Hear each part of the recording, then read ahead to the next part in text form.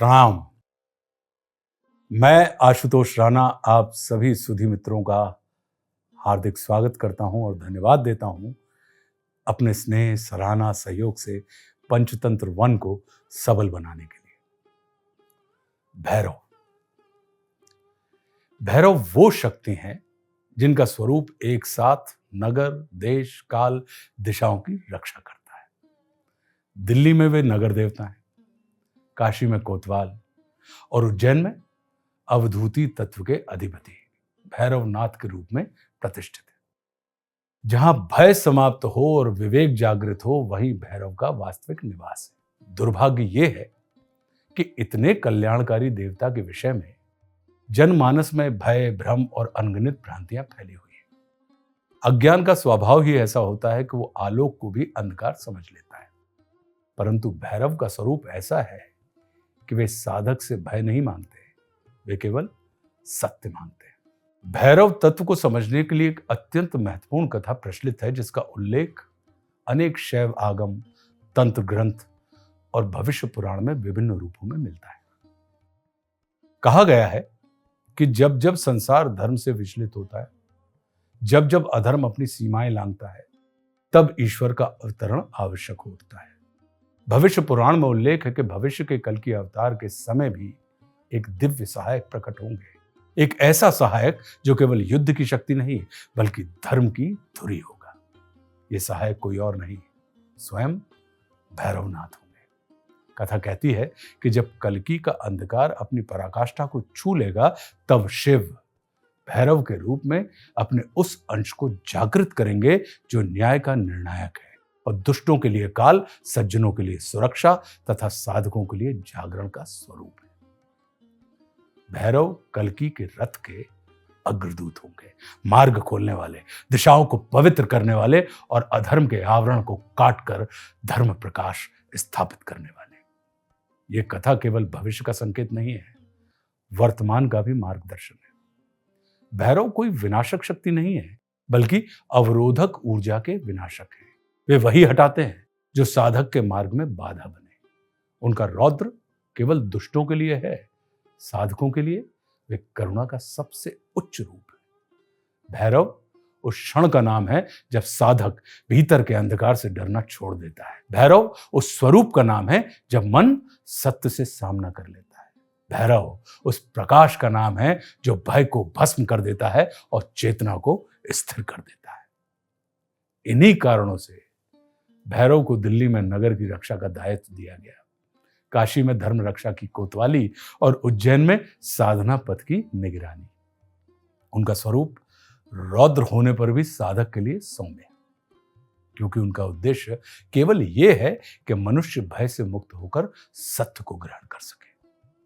आज की इस चर्चा का उद्देश्य भी यही है, भैरव को भय से वापस ज्ञान में, भ्रम से वापस शास्त्र में और अंधविश्वास से वापस साधना की वास्तविक भूमि में प्रतिष्ठित करना। इस विषय में मार्गदर्शन देने के लिए आज हमारे साथ उपस्थित हैं ज्योतिषाचार्य डॉक्टर भावना तिवारी, जिनकी विद्वत्ता, गहन अध्ययन और आध्यात्मिक अनुभव भैरव तत्व की जटिलताओं को सरल कर देते हैं। पंचतंत्र वन पर उनके प्रथम संवाद को लाखों सुधी दर्शकों ने जिस तरह का स्नेह और आदर दिया, वही आग्रह उन्हें दोबारा यहां लेकर आया है। भैरव उपासना पर चल रहे भ्रमों का शमन करने के लिए उनकी वाणी अत्यंत आवश्यक है, क्योंकि वे भैरव को रहस्य नहीं, प्रकाश मानते हैं, भय का कारण नहीं, जागरण का मार्ग मानते हैं। आज की सार्थक और शास्त्रोक्त चर्चा को आगे बढ़ाएंगे मेरे प्रिय अनुज डॉक्टर प्रवीण तिवारी। डॉक्टर भावना, मैं आशुतोष राणा पंचतंत्र वन के इस मंच पर आपका हृदय से एक बार फिर स्वागत करता हूं और धन्यवाद देता हूं कि आपने अपना बहुमूल्य समय हमारे इस मंच को दिया। प्रणाम। आशुतोष दादा ने जो हमारे लिए अभी भैरव तंत्र के विषय में अपने विचार रखे और एक मार्गदर्शन मैं समझूंगी उसको कि दादा तो सूक्ति सूत्र दे देते हैं, है ना। तो उस विषय में उन्होंने जो कहा वो वास्तविकता में एक गहन और गूढ़ विषय है, इस पर हमें ध्यान देना चाहिए। एक आम जनमानस में भैरव के प्रति, भैरव बाबा के प्रति फैली हुई भ्रांतियां, कुछ उनको लेके किद्वंतियां ऐसी हैं कि वो लोगों को एक जो जिज्ञासा बनी हुई है उनका शमन कहाँ हो, उसकी वास्तविकता का ज्ञान कहाँ से हो, वो लोगों के मन में निरंतर एक चलता रहता है, जिसके कारण से कुरीतियों का फलना फूलना या कुरीतियां उस स्थान पर बैठ गई हैं। तो जैसे कि दादा ने कहा कि भैरव के विषय में जैसे काशी के कोतवाल कहें, उज्जैनी में कहें, दिल्ली के लिए कहें या अन्य कई क्षेत्रों के, सभी क्षेत्रों के क्षेत्रपाल तो भैरव ही होते हैं। प्रमुख शहरों के, प्रमुख देवस्थानों के, ज्योतिर्लिंगों के जैसे दादा ने नाम बताए, तो ये निश्चित तौर पर सत्य है कि भैरव वहाँ के रक्षक हैं। कोतवाल के रूप में, क्षेत्रपाल के रूप में भैरव ही हैं जो उन नगरियों के स्थायी रूप से क्षेत्रपाल हैं, रक्षक हैं और रक्षा कर रहे हैं। तो इस विषय को हमें काफी गंभीरता से सुनना और समझना और इसका मनन करना होगा। और मैं बहुत बहुत धन्यवाद देती हूँ दादा के लिए कि वो निरंतर हम लोगों को नए विषयों को लेके आने के लिए प्रेरित करते हैं, और उनकी ये जो चिंतनशीलता है वो हम जैसे अनेक लोगों के लिए एक मार्ग प्रशस्त करती है। तो धन्यवाद दादा के लिए, प्रणाम। काल भैरव क्या है? जी, तो भैरव बाबा जो भय से युक्त करते हैं और भय से मुक्त भी करते हैं, वो भैरव होते हैं। जनरली हम आमतौर पर देखते हैं कि जहाँ माता का मंदिर होगा वहाँ भैरव बाबा का भी मंदिर होगा, और उनके दर्शन करने के बाद इनके दर्शन करना अनिवार्य है, जैसी चीजें भी देखने को मिलती हैं। जैसे भगवान नरसिंह, भगवान भैरव, भगवान कार्तिकेय, भगवान हनुमान और देवी दुर्गा, ये 5 देवता ऐसे होते हैं जिनको हमारी रक्षा का कार्य, जो अल्टीमेट प्रोटेक्टर होते हैं, इनको ही बनाया गया है। यदि हम इनकी साधना पहले करते हैं, तो इनकी साधना करने से हमारे आसपास का जो ऊर्जा चक्र होता है वो सक्रिय हो जाता है। तांत्रिक सुनते ही, तंत्र सुनते ही लोगों को नींबू मिर्ची याद आता है, या उनको ऐसा कुछ याद आता है किसी का बुरा करने वाले? तंत्र क्या है? तो भैरव एकमात्र देवता ऐसे हैं जिनके विषय में बहुत भय भ्रांतियां फैलाई गई हैं। अब वो चूंकि उस विषय को ना समझना हो सकता है, उनके बारे में ना जानना हो सकता है, लेकिन लोगों ने अपने अनुसार उनका एक स्वरूप गढ़ लिया, रच लिया। लेकिन हाँ बताऊंगी, जो वामाचार पूजन पद्धति है वो उसमें पंचमकार पूजन पद्धति से भगवान की, भैरव की उपासना होती है। पंचमकार में चीजें आती हैं, मद, मांस, मत्स्य, मैथुन और मुद्रा। ये 5 चीजें जो होती हैं उनसे भगवान भैरव की उपासना होती है। अब चूंकि वो वामाचार है, तो जो बटुक भैरव होते हैं वो काल भैरव का बाल स्वरूप है, वो साधना को देने वाले हैं। काल भैरव के साथ में हर देवी देवता का हम वाहन देखते हैं, उनके साथ में कुत्ता दिखाई देता है, और वो हर जगह प्रतिमा में होता है। और कई ज्योतिषाचार्य और उपाय बताने वाले जो हैं वो काले कुत्ते को ये खिलाना चाहिए, वो खिलाना चाहिए, ये वाले उपाय बताते हैं। शनिदेव के वाहन जो हैं वो 9 बताए गए। तो यहाँ भैरव का जो वाहन है वो स्वान, कुत्ता। तो स्वान क्यों है? सुगंध, स्मृति, ईमानदारी, निष्ठा। स्वागत है आपका। डॉक्टर भावना तिवारी एक बार फिर हमारे साथ पंचतंत्र वन के इस मंच पर मौजूद हैं। पंचतंत्र वन पर जब उन्होंने पहला पॉडकास्ट किया था तो क्षेत्रपाल कुल देवता के विषय में हमने चर्चा की थी। उसमें कई सवाल भी आए हैं, उन सवालों के जवाब भी इस पॉडकास्ट के अंत में हम आपके सामने रखेंगे। उन्होंने खुद बड़ी गंभीरता से उन सवालों को पढ़ा है और लगा कि उस विषय को और थोड़ा समझना जरूरी है। लेकिन जैसा आज आपने आशुतोष जी को भी सुना है, डॉक्टर भावना तिवारी ने बताया, भैरव तंत्र, भैरव सुनते ही 2-3 चीजें मन में आती, तो भ्रांतियां, कुरीतियां, और साथ ही साथ सबसे बड़ी बात है कि तंत्र सुनते ही एक नकारात्मक भाव मन में आता है। भैरव की उपासना बहुत महत्व की है। भैरव का पुराणों में बहुत महत्व बताया गया है। कलयुग में खास तौर पर भैरव बड़े महत्व के हैं। इन सभी गूढ़ विषयों को हम एक एक करके समझते हैं। तो शुरुआत में इससे करना चाहूंगा कि सबसे पहले तो ये तंत्र बताइए। तांत्रिक सुनते ही, तंत्र सुनते ही लोगों को नींबू मिर्ची याद आता है, या उनको ऐसा कुछ याद आता है किसी का बुरा करने वाले? तंत्र क्या है? जी, बहुत अच्छा प्रश्न किया प्रवीण जी आपने। तंत्र, जैसे कि एक जनमानस में एक इमेज सेट हो जाती है, एक विषय जो हम सुनते हैं, सुनते ही साथ बैक ऑफ द माइंड पीछे हमारे दिमाग में उस विषय को लेके कुछ चित्र चलने लगते हैं, जो हमारे दिमाग में धीरे धीरे करके एक प्रोसेस के थ्रू डाल दिए जाते हैं। अब वो कैसे आए, क्यों आए, वो एक अलग विषय, हम उस पर चर्चा करेंगे। मगर हमारे सनातन धर्म में जो तंत्र है वो ऐसा है कि ज्ञान मार्गियों द्वारा हमारे परमात्मा को प्राप्त करने के सिर्फ 2 ही मार्ग निर्धारित किए गए थे, एक भक्ति मार्ग और दूसरा ज्ञान मार्ग।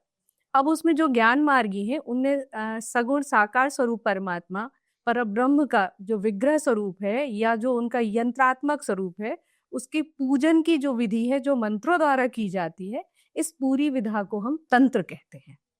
अब इस तंत्र में 2 भाग आते हैं, एक तो दक्षिणाचार और दूसरा वामाचार। अब तंत्र के जो प्रमुख अधिष्ठात्री होते हैं वो भगवान शिव और भगवती देवी पार्वती होती है। तो ये तंत्र का मूल स्वरूप है। अब इसको विकृत करके, हाँ, मैं उसी पे आने वाला था। जी। मेरा नेक्स्ट सवाल कि अभी तंत्र सुन के बिल्कुल अलग कुछ समझ में आता है कि कोई काले कपड़े पहन के और बहुत सारी मालाएं डाल के कुछ ऐसा कर रहे होंगे, और टेलीविजन और फिल्मों के माध्यम से तांत्रिक और तंत्र को बिल्कुल अलग दृष्टिकोण से जी। पेश किया गया। तो अभी तंत्र की जो व्याख्या हमारे समाज में कर दी गई है वो एक बहुत सोची समझी गई प्लानिंग के तहत एक योजनाबद्ध तरीके से की गई थी। और हमारे यहाँ के लोग जो वास्तविकता में बहुत भोले और सहज होते हैं, तो जब ब्रिटिश शासनकाल चला, अब ये विषय उनकी समझ से परे था। हम आए यहाँ, हमने शासन किया, देखे, समझे, और जब हमने लोगों में देखा कि यहाँ का जो एक गठबंधन है, लोगों के अंदर जो एक आत्मबल है, आत्मविश्वास है, वो क्यों है, किस लिए है, तो उनकी समझ से तो परे था। मगर कहीं से ये चीजें पता लगाएंगे, कहीं से इन चीजों पे शोध हुए, जितना मैंने अध्ययन किया है या हमारे इतिहासविदों का जो मैंने साहित्य है उसको पढ़ा, तो जो शोध हुए उस पे ये हुआ कि इनके धर्म को, इनकी पूजन पद्धति को, और इनकी जो, फिर मैं कहूंगी, जो क्षेत्रपाल, हमारे क्षेत्र की रक्षा करने वाले रक्षक देवता होते हैं, इसको तोड़ो, इसको खंडित करो। तो उसको कैसे तोड़े? उसको अपभ्रंश कर दो, उसको दूषित कर दो, इनके मन में उनको लेके ग्लानि से भर दो। तो धीरे धीरे एक योजनाबद्ध तरीके से उन चीजों को समाप्त किया गया। और जब वे चीजें छूटी, हमारी पूजन पद्धतियां छूटी, हमारी परंपराएं हमसे छूटी, तो हम खंडित हो गए। और आसान रहा उन चीजों की विकृति को हमारे हृदय में या जनमानस तक पहुंचाना। तो इसका एक विकृत स्वरूप बहुत वर्षों की एक परंपरा के तहत हम पे लादा गया। अब लेकिन चूंकि ये विषय लोग जागरूक हो रहे हैं, जागृत हो रहे हैं, हमारे इतिहास का, पुराणों का, वेदों का अध्ययन कर रहे हैं, और अब फिर से वास्तविक वो समय आने वाला है कि तंत्र का जो घृणित एक स्वरूप समाज में फैलाया गया, उसको हमें वास्तविक स्वरूप में आपके, हमारे, अन्य सभी विद्वानों के माध्यम से फिर से हमें इसको पहुंचाना होगा। जी, मैं अभी यही जानना भी चाह रहा था आपसे कि तंत्र का आज वर्तमान स्वरूप क्या है, और क्या तंत्र विद्या आज भी उतनी ही प्रभावशाली है जितनी उस समय पर होती थी जब इसका वास्तविक स्वरूप हमारे सामने था? जी। जो हमारी पूजन पद्धति होती है, जिसको हम दक्षिणाचार कहते हैं, तो दक्षिणाचार में जो हमारे ज्ञान मार्गी रहे हैं, तो या तो हम विग्रह की पूजा करते हैं अपने देवताओं की। अब विग्रह हमारे जो भी इष्ट देवता रहे हों या रहते हों, आप उन देवी देवताओं के विग्रह होते हैं या उनका यंत्र स्वरूप होता है। हर देवी देवता का एक यंत्र स्वरूप होता है। तो उनके यंत्र की या विग्रह की जब हम मंत्रों से साधना करते हैं, उपासना करते हैं, तो इस पूरी साधना को हम तंत्र कहते हैं, इस विधान को हम तंत्र कहते हैं। अब वो पूजन पद्धति आप पूरे भारत में कहीं भी चले जाइए, वो पूजन पद्धति दक्षिणाचार्य की आपको एक सी ही मिलेगी, जिसमें भावोपचार, षोडशोपचार, पंचोपचार, राजोपचार, इन विधियों द्वारा, वो भी देश काल परिस्थिति के हिसाब से हमारे विद्वानों ने, हमारे जो पुरोहित थे, उन्होंने रखा कि आपके पास कुछ भी नहीं है, मान लीजिए, तो आप भावोपचार द्वारा पूजन कर सकते हैं। आपके पास बहुत सीमित मात्रा में संसाधन है, तो आप पंचोपचार द्वारा कर सकते हैं। यदि थोड़ा और अधिक आप इससे कुछ चीजें जुटा सकते हैं, तो आप उन अपने इष्ट की, देवी देवताओं की षोडशोपचार द्वारा पूजन कर सकते हैं। यदि आपने भगवती लक्ष्मी की कृपा है, तो आप राजोपचार द्वारा उनकी पूजन कर सकते हैं। तो हमारे धर्म में सारे विधान थे, बड़ी सात्विक पूजा है। तो इसमें ये जो सारा पूजा का विधान है वो तंत्र ही कहलाता है। आज का जो विषय है वो भैरव बाबा है, तो भैरव तंत्र से ये तंत्र शुरू हुआ, तो पहले हमने तंत्र को समझ लिया। अब भैरव, इनको जरा समझाइए, भैरव हैं कौन पहले तो? जी, भैरव बाबा, तो जैसे ही नाम आता है तो हमारे मस्तिष्क में आता है कि भैरव मतलब भयाक्रांत, भय से युक्त कोई चीज। तो सबसे पहले मैं बता दूं, भैरव का 2 स्वरूप हमें देखने में मिलता है। भैरव बाबा हमें उनको कहना चाहिए। तो भैरव बाबा जो भय से युक्त करते हैं और भय से मुक्त भी करते हैं, वो भैरव होते हैं। अब भय से मुक्त करते हैं और भय से युक्त भी करते हैं, ये 2 आपस में विरोधाभासी चीजें कैसे एक देवता कर सकते हैं? तो सबसे पहले मैं बताऊंगी कि भैरव जो होते हैं वो हमारे आत्मबल का रक्षण करने वाले होते हैं, हमारे भीतर की शक्तियों का जागरण करने वाले होते हैं। तो जो सकारात्मक चित्त के लोग हैं, जो अपनी सकारात्मक चित्त के कारण अपनी चेतना के स्तर को ऊपर लेके जाने वाले होते हैं, जो सांसारिक व्याधियों में ना पड़कर, किसी नकारात्मकता में ना पड़कर, सिर्फ अपनी आत्मशुद्धि के लिए प्रार्थना करना चाहते हैं या किसी पूजन पद्धति में प्रवेश करना चाहते हैं, उसके लिए भैरव आपको भय से मुक्त करेंगे।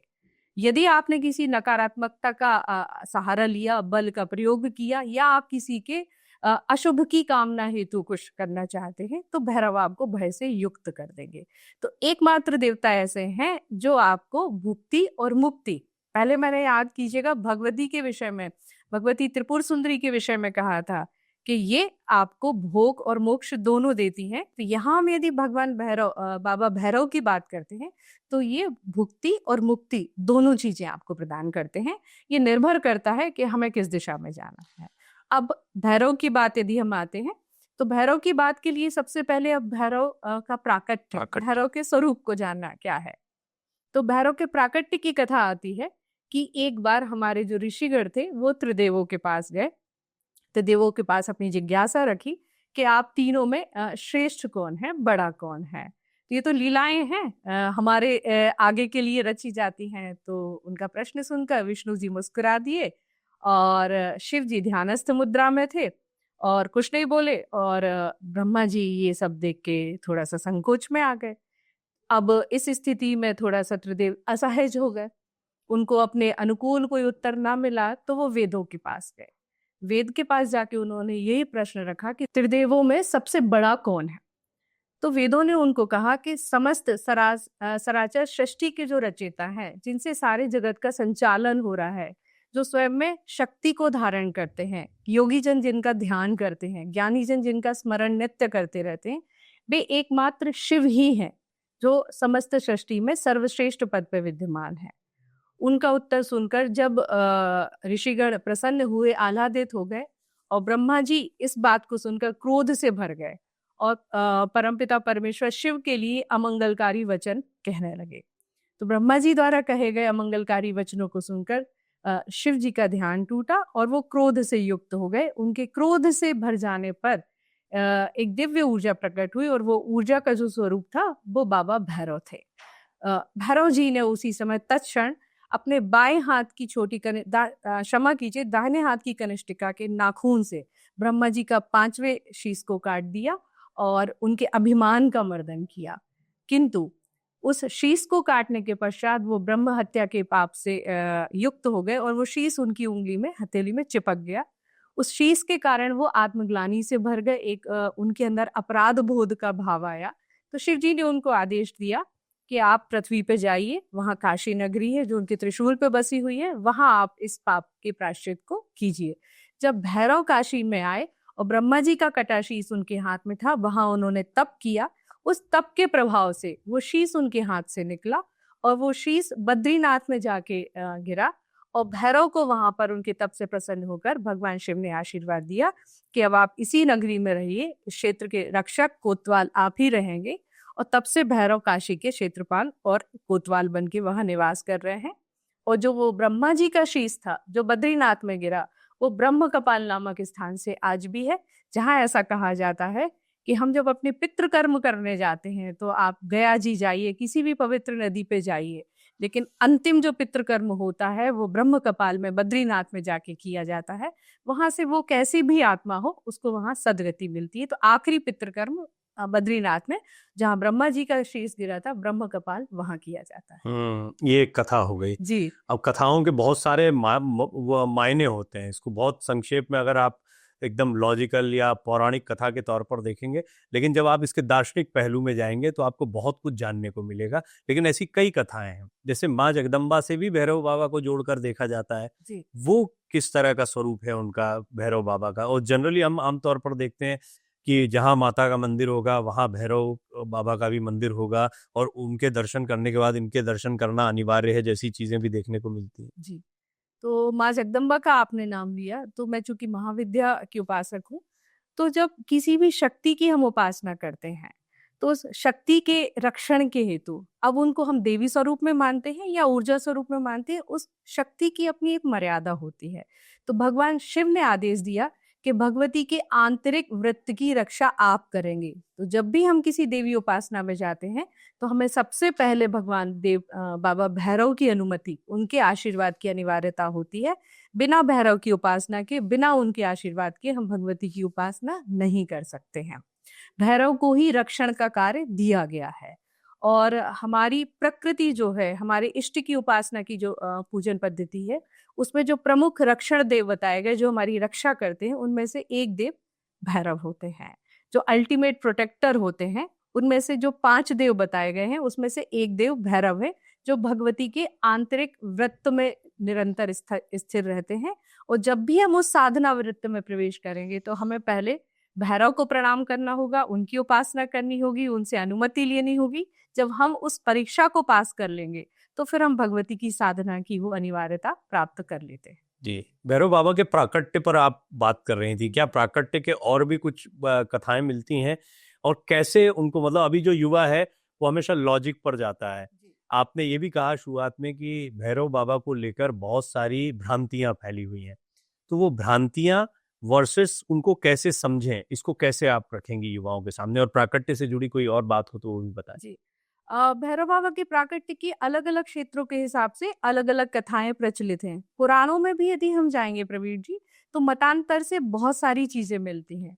वो उनकी एक लीला है, लेकिन हमें अंतोदत्वा ये समझना होगा कि कथाएं मतांतर से अलग अलग हो सकती हैं, मगर वो एक हमें समझाने का एक तरीका है, एक नजरिया है। लेकिन मूल जो स्वरूप है भैरव बाबा का, वो शिव का अंश है, शिव का अवतार है। शिव ने ही उनको जन्म दिया और शिव की क्रोधाग्नि से चूंकि उनकी उत्पत्ति हुई है, तो वो भगवान का एक रौद्र रूप है। तो प्राकट्य शिव से हुआ है। अब मतांतर से उनके, जैसे वीरभद्र का हम नाम लेते हैं, तो राजा दक्ष का जब सती ने अग्नि स्नान किया, भगवती सती ने, तो राजा दक्ष के यज्ञ का जो विनाश किया देवादिदेव महादेव ने, तो वहां उनकी क्रोधाग्नि से वीरभद्र की उत्पत्ति हुई। तो ये शिव के ही तत्व हैं, शिव के भीतर विराजमान है, और शिव ने उनको अलग अलग स्थानों पर, अलग अलग घटनाक्रमों में, अलग अलग कालखंडों में इनकी उत्पत्ति की और उनके नाम। तो कथाएं आपको अनंत मिल जाएंगी, लेकिन जो भैरव की एक मूल प्राकट्य की एक जो कथा जो मैं जानती हूँ वो ये है। अब बात आती है कि हमारे जो युवा हैं या जो आमजन है जो इनको जानना है, समझना चाहते हैं, तो सबसे पहले मैं ये कहूंगी कि यदि आपको बाबा भैरव को जानना है, भैरव की उपासना करनी है, तो सबसे पहले आपको ये जानना होगा कि हमारे जो इष्ट होते हैं, हमारे जो आराध्य देवी देवता होते हैं, उसमें मूल जो हमारे रक्षक होते हैं, जो उनकी प्रकृति रक्षा करने की होती है, वैसे सारे देवी देवता हमारी रक्षा करते हैं, मगर जब हम किसी सगुण साकार ब्रह्म की उपासना करते हैं, तो या भगवान के अवतार रहे हो या अंश अवतार रहे हो, तो जब हम उनकी उपासना करते हैं तो वो उपासना के अनुरूप अपनी प्रकृति के अनुसार हमें फल प्रदान करते हैं। तो जब हम देवताओं की बात करते हैं, देवी की बात करते हैं, तो 5 प्रमुख देवता या देवी ऐसे आते हैं जो हमारा मुख्य रक्षक का कार्य करते हैं और त्वरित हमारी साधना का परिणाम देते हैं। जैसे भगवान नरसिंह, भगवान भैरव, भगवान कार्तिकेय, भगवान हनुमान और देवी दुर्गा, ये 5 देवता ऐसे होते हैं जिनको हमारी रक्षा का कार्य, जो अल्टीमेट प्रोटेक्टर होते हैं, इनको ही बनाया गया है। यदि हम इनकी साधना पहले करते हैं, इनकी साधना करने से हमारे आसपास का जो ऊर्जा चक्र होता है वो सक्रिय हो जाता है, और जब हमारी ऊर्जा बढ़ती है तो जो भी हमारे इष्ट रहते हो उनकी साधना को प्राप्त करने का, उनकी कृपा प्राप्त करने का मार्ग सुनिश्चित हो जाता है। तो उनमें से अब हम बात चूंकि भैरव की कर रहे हैं, तो भैरव एकमात्र देवता ऐसे हैं जिनके विषय में बहुत भय भ्रांतियां फैलाई गई हैं।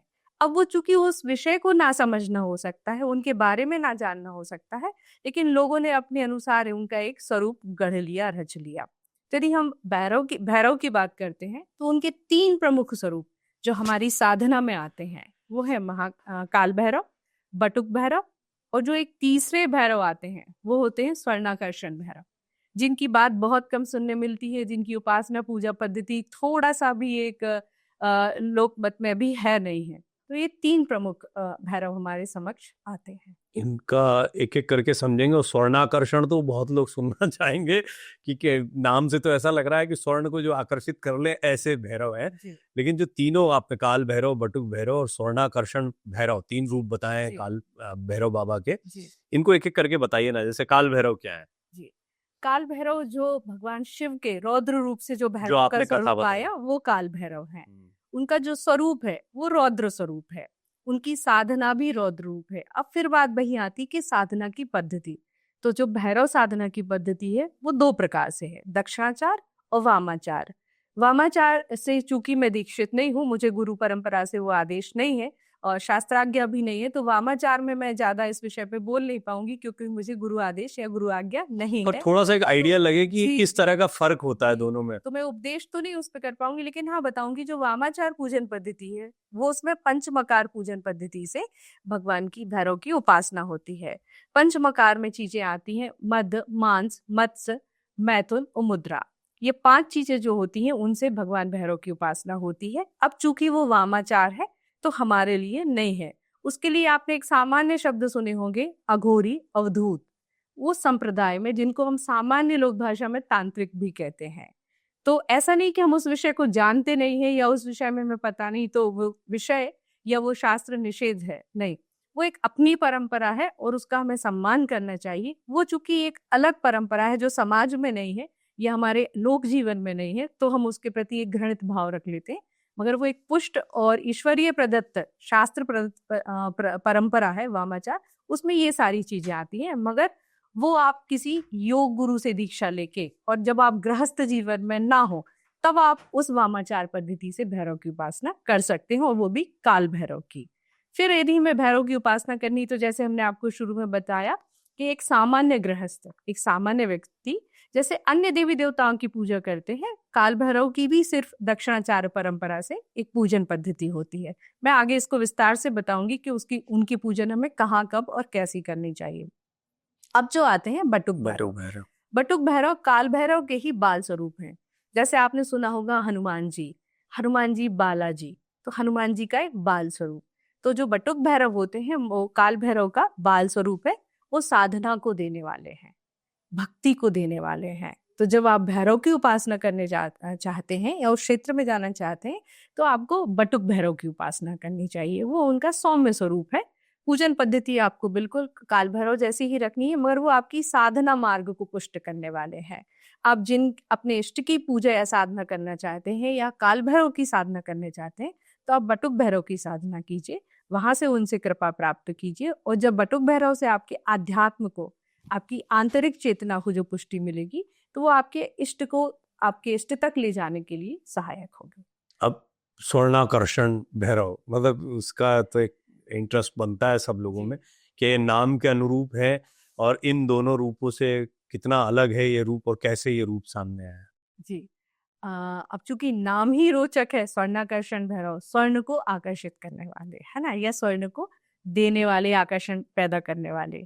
तो अब भैरव और स्वर्ण कुछ मेल ऐसा दिखता नहीं है, क्योंकि जो भैरव की पूजन पद्धति या भैरव की उपासना है उसमें ये स्वर्ण की बात कहाँ से उसमें तो विरक्ति है, एक अलग दुनिया, गृहस्थ से दूर है। हाँ, वैराग्य है, और एक शमशान और एक दूर स्थित कोई क्षेत्र जहाँ कुछ पूजाएं चल रही हैं या घोर तांत्रिक परंपरा, तो वो आ जाती है। तो अब इनकी बात आती है। फिर हम महाविद्या की तरफ लौटते हैं। जो भैरव है, जैसे मैंने कहा था कि भगवान शिव ने भैरव को भगवती की रक्षा का कार्य दायित्व सौंपा था। तो जो श्री चक्र है, श्री यंत्र है, तो जो स्वर्णाकर्षण भैरव है, जो भैरव का एक रूप है, वो भगवती के श्री चक्र की आंतरिक वृत्त में रक्षा करते हैं। ऐसे समझिए उसको कि वो उसके कोषाध्यक्ष हैं। तो भगवती की श्री चक्र के कोषाध्यक्ष हैं और मणिद्वीप में निवास करते हैं वो वहां के। तो जब हम भगवती की श्री चक्र द्वारा उपासना करने जाते हैं, तो पहले हमें वहां भैरव को आवाहित करना पड़ता है, भैरव का आवाहन करना पड़ता है, तब वहां जाके जो श्री चक्र के द्वार हैं वो क्रमशः खुलते हैं। अब ऐसे ही एक कथा आती है स्वर्णाकर्षण भैरव के विषय में। एक बार की बात है कि देवताओं में और असुरों में भीषण संग्राम छिड़ा, जो युगों युगों तक चला। अब उस संग्राम में ऐसा हुआ कि भगवती लक्ष्मी और कुबेर का खजाना रिक्त होने लगा, श्री संपदा रिक्त होने लगी, और इस अभाव के कारण सारे देवता शिव जी के पास गए कि यदि ये संपदा से हम हीन हो गए और ये बची नहीं, तो हम तो असुरों से पराजित हो जाएंगे। तो जब भगवान शिव के पास वो लोग गए और उनसे प्रार्थना की, तो भगवान शिव ने नंदी के द्वारा भगवती लक्ष्मी और कुबेर के लिए आदेश भगवान अपने गण नंदी के द्वारा दिया कि आप पर्वत पे जाइए, पर्वत पे जाके आप एक स्थान पर भैरव की उपासना कीजिए। ये स्वर्णाकर्षण भैरव होंगे, एक अमुक पर्वत का नाम बता के आप इस स्थान पे जाइए और स्वर्णाकर्षण भैरव नाम की ये भैरव है, इनकी आप वहां जाके उपासना कीजिए। आपकी जो समस्या है या आपका जो निराकरण है वहीं पर होगा।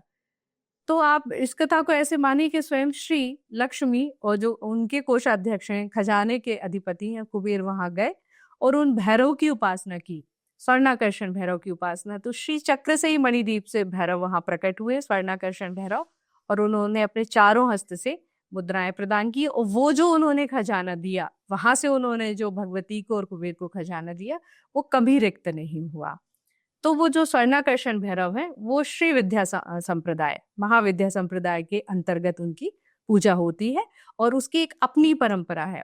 वहाँ स्त्रियों के लिए और पुरुषों के लिए जो भैरव का मंत्र है उसमें थोड़ा सा अंतर आ जाता है, और उनकी जो पूजन पद्धति है वो सात्विक तरीके से होती है।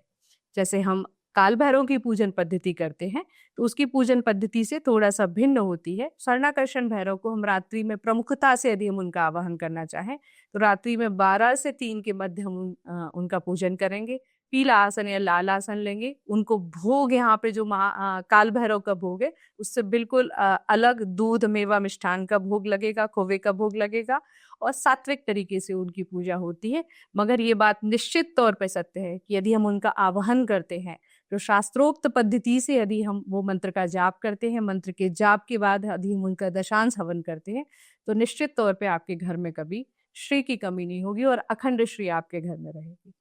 कैसे, मतलब क्या करें? अभी जो लोग आपको सुन रहे हैं उनकी दिलचस्पी सबसे ज्यादा इसी बात में हो जाएगी। जी आमतौर पर गृहस्थों की अपेक्षा होती है कि उनके घर में धन का कभी अभाव ना हो, श्री की जी कभी कमी ना हो। तो स्वर्णाकर्षण भैरव, और मैं आपसे ये भी जानना चाह रहा था दीदी कि हम ये देखते हैं कि आमतौर पर घरों में सारे देवी देवता होते हैं, जी लेकिन भैरव बाबा की पूजा कोई घर में नहीं करता है। तो क्या घर में पूजा हो सकती है, और स्वर्णाकर्षण भैरव की पूजा किस तरह से हो? ये 2 सवाल है। जी घर में जब भी हम शिव पंचायतन रखते हैं, शिव जी का मंदिर हम रखते हैं, वहां देखिएगा एक विग्रह भैरव का भी होता है। तो वहां पे जो हमारे, जैसे मैं जिस जगह से आती हूँ, हमारा जबलपुर शहर है, भगवती नर्मदा का तट है। तो यदि भैरव की बात हो, मैं जबलपुर की बात नहीं कहूँ तो ये थोड़ा सा अधूरी रह जाएगी चर्चा।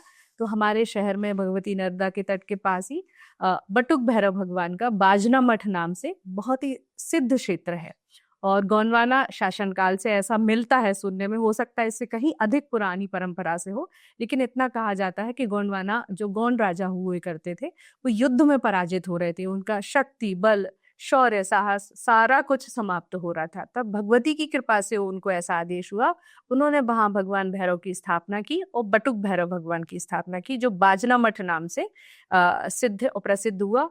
और ऐसा कहा जाता है कि कई वर्षों से वहां देश के कई ऐसे तंत्र मार्ग से तांत्रिक वहां आते हैं और साधना करते हैं, भगवान भैरव, बटुक भैरव की कृपा लेके जाते हैं। तो जब भी हमें भैरव की साधना मार्ग पे आना पड़ेगा, तो घरों में हम भगवान भैरव की मूर्ति इसलिए स्थापित नहीं कर सकते हैं क्योंकि उनकी एक परंपरा है, उसमें शुचिता का हमको विशेष ध्यान रखना पड़ता है। जैसे कि भैरव की कथा में मैंने आपको बताया, तो भैरव का प्राकट्य ही अभिमान, अहंकार के मर्दन के लिए हुआ। तो हमें सबसे पहले जब भैरव की साधना में जाना पड़ेगा, तो इस बात का विशेष ध्यान रखना पड़ेगा कि शुचिता हमारे अंदर, शरीर के भीतर, मन के भीतर सबसे पहले शुचिता हो।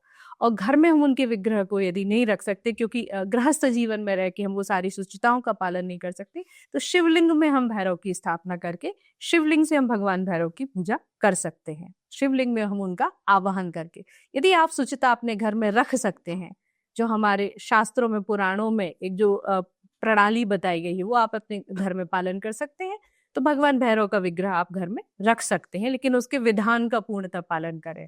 फिर बटुक भैरव की आप उपासना करें। बटुक भैरव की उपासना में आपकी साधना पुष्ट होगी। आप जो भैरव का नमस्कार मंत्र है, वहां से उस मंत्र से आपको उपासना करनी है, और जो प्रारंभिक स्तर है उसमें मंत्र को लेके आपको न्यास करना है, भगवान भैरव का आवाहन करना है, उनको आसन देना है, षोडशोपचार द्वारा पूरी प्रक्रिया करके उनको आवाहन करके विराजमान करना है, अंत में श्रीफल भेंट में चढ़ाना है और मंत्र से उनका जाप करना है। 1 माह तक, कृष्ण पक्ष की, आज सौभाग्य देखिए जब हम ये पॉडकास्ट कर रहे हैं तो आज अष्टमी तिथि है, और अष्टमी तिथि भगवान बाबा भैरव की तिथि होती है। तो कृष्ण पक्ष की अष्टमी तिथि से हम भगवान भैरव का जो नमस्कार मंत्र है, जो सामान्य हर गृहस्थ व्यक्ति, हर व्यक्ति कर सकता है, ओम भैरवाय नमः, इस मंत्र का, अब कहीं थोड़ा सा इस विषय को लेके एक प्रश्न आ सकता है कि ओम, प्रणव, इसका उच्चारण करना है या नहीं करना है, तो ज्यादा गूढ़ अर्थों में नहीं पड़े। हमारे यहाँ सारे जितने मंत्र एक प्रचलन में है सभी ओम प्रणव के साथ होते हैं, तो ज्यादा आपको गहराई में नहीं जाना है। आप ओम प्रणव के साथ ओम भैरवाय नमः का जाप करें, भगवान बटुक भैरव की उपासना करें। इस उपासना के बाद जब आपको लगे, इस मंत्र को लेके 1 माह तक आप कृष्ण पक्ष की अष्टमी से अगली अष्टमी तक आप इस मंत्र का जाप करें, दशांश हवन करें। और जब आपको लगे कि 1 माह के बाद आपकी सकारात्मकता में वृद्धि हुई है, आपके भीतर किसी प्रकार का भय या क्रोध या किसी प्रकार का आवेग नहीं बढ़ रहा है, तो आप समझ जाइए कि आप भैरव साधना के लिए उपयुक्त हैं। स्वर्णाकर्षण भैरव, अब ये तो हो गया कि भैरव की उपासना आप कर सकते हैं, जी। शिवलिंग में ही स्थापित करके कर सकते हैं। जी, ओम भैरवाय नमः ये मंत्र का, बीज मंत्र का जाप आप आप कर कर सकते हैं। सकते हैं। जी स्वर्णाकर्षण भैरव की पूजा उपासना घर में कैसे करें? जी। तो सबसे पहले तो स्वर्णाकर्षण भैरव या भैरव की जो मैंने आपको उपासना पद्धति बताई है, वो प्राथमिक स्तर का मैंने आपको भाव नमस्कार मंत्र बताया है। मैं वहीं से शुरू करती हूँ कि जब आप 1 माह वो साधना में अपने आप को यदि सकारात्मक पाते हैं, आपको लगता है कि अब इस साधना को आप आगे बढ़ा सकते हैं, तो अब क्रम आता है आपकी भैरव की उपासना और फिर स्वर्णाकर्षण भैरव, इनके समकक्ष ही हैं। तो आपको फिर किसी गुरु से दीक्षित होना होगा क्योंकि अब जो क्रम साधना का आपका आने वाला है वो अब 1 माह से 3 माह के लिए होने वाला है। तो आपको मंत्र, बीज मंत्र मिलेगा, वो गुरु परंपरा से प्राप्त होगा। उस बीज मंत्र से आप काल भैरव की उपासना करेंगे। अब जब आप काल भैरव की उपासना कर रहे हैं, तो फिर स्वर्णाकर्षण भैरव, ये बहुत सात्विक पद्धति से इनकी उपासना होगी। तो इनके लिए आपको महाविद्या संप्रदाय में आना पड़ेगा।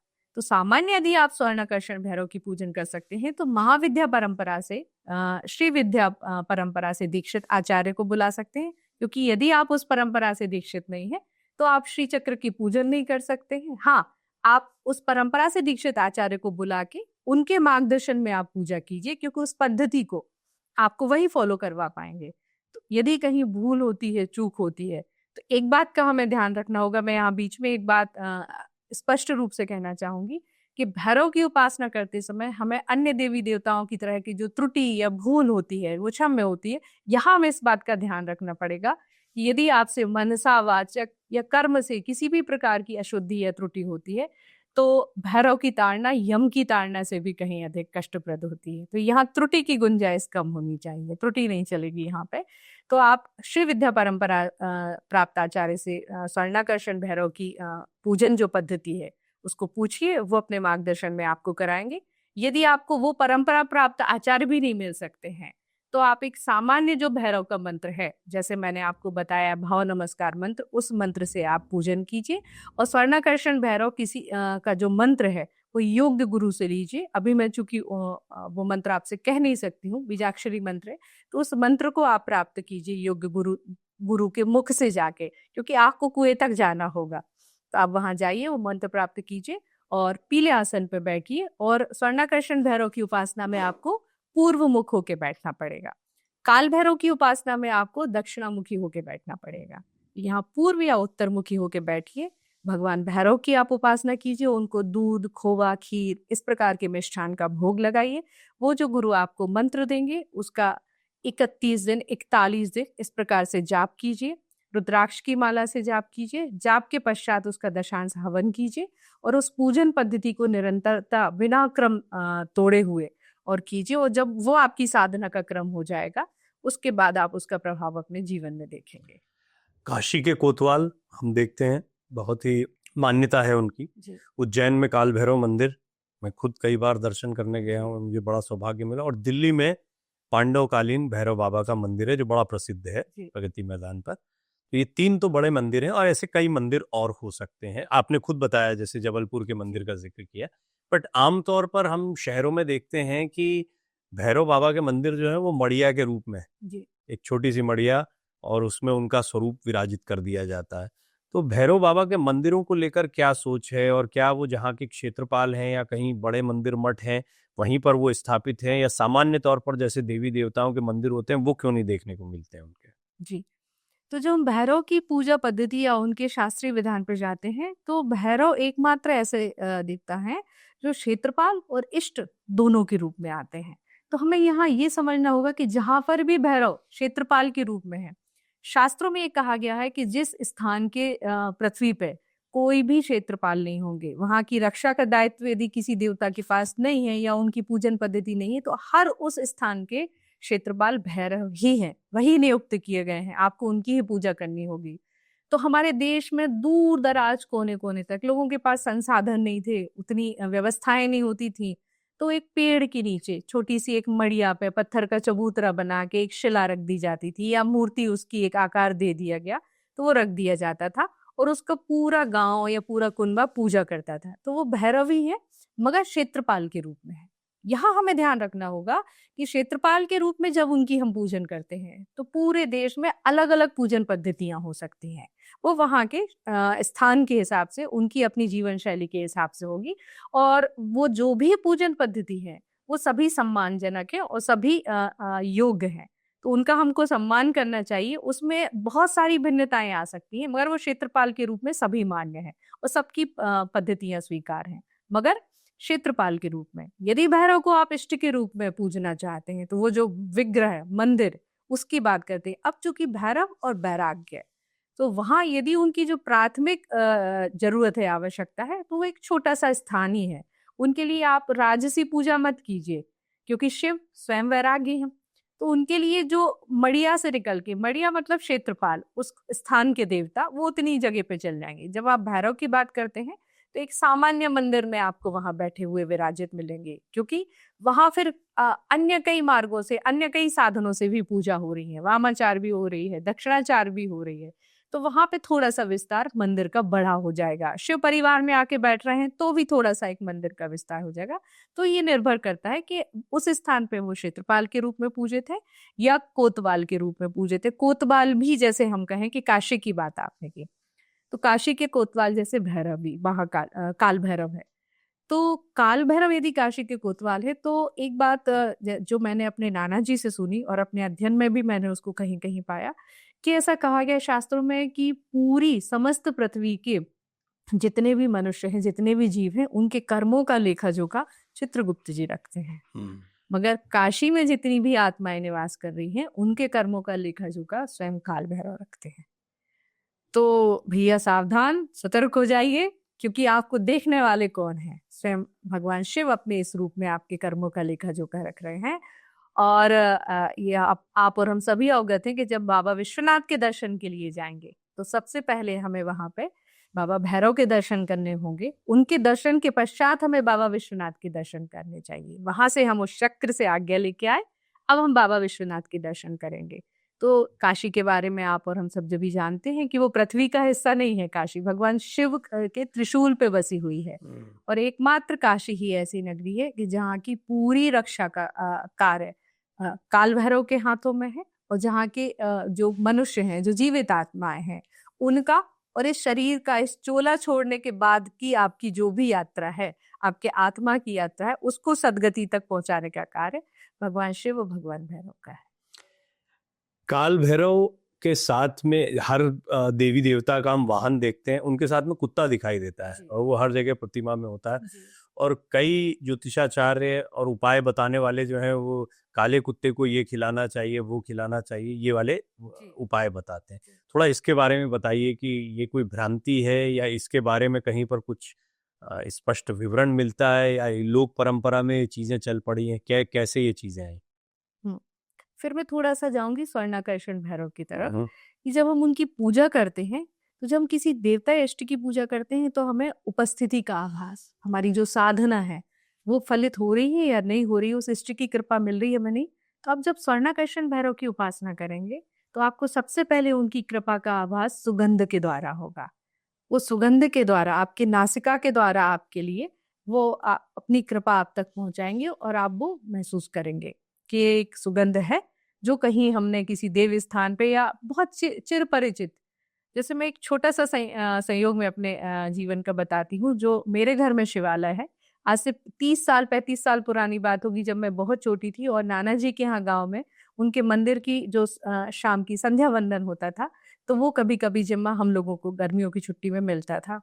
तो वो भैरव मंदिर की जो सुगंध थी, वो कहीं मेरे मन मस्तिष्क में होगी जब हम शाम को वहां संध्या वंदन करते थे। अब वो कहीं थी, मुझे नहीं पता क्या थी, कैसी थी।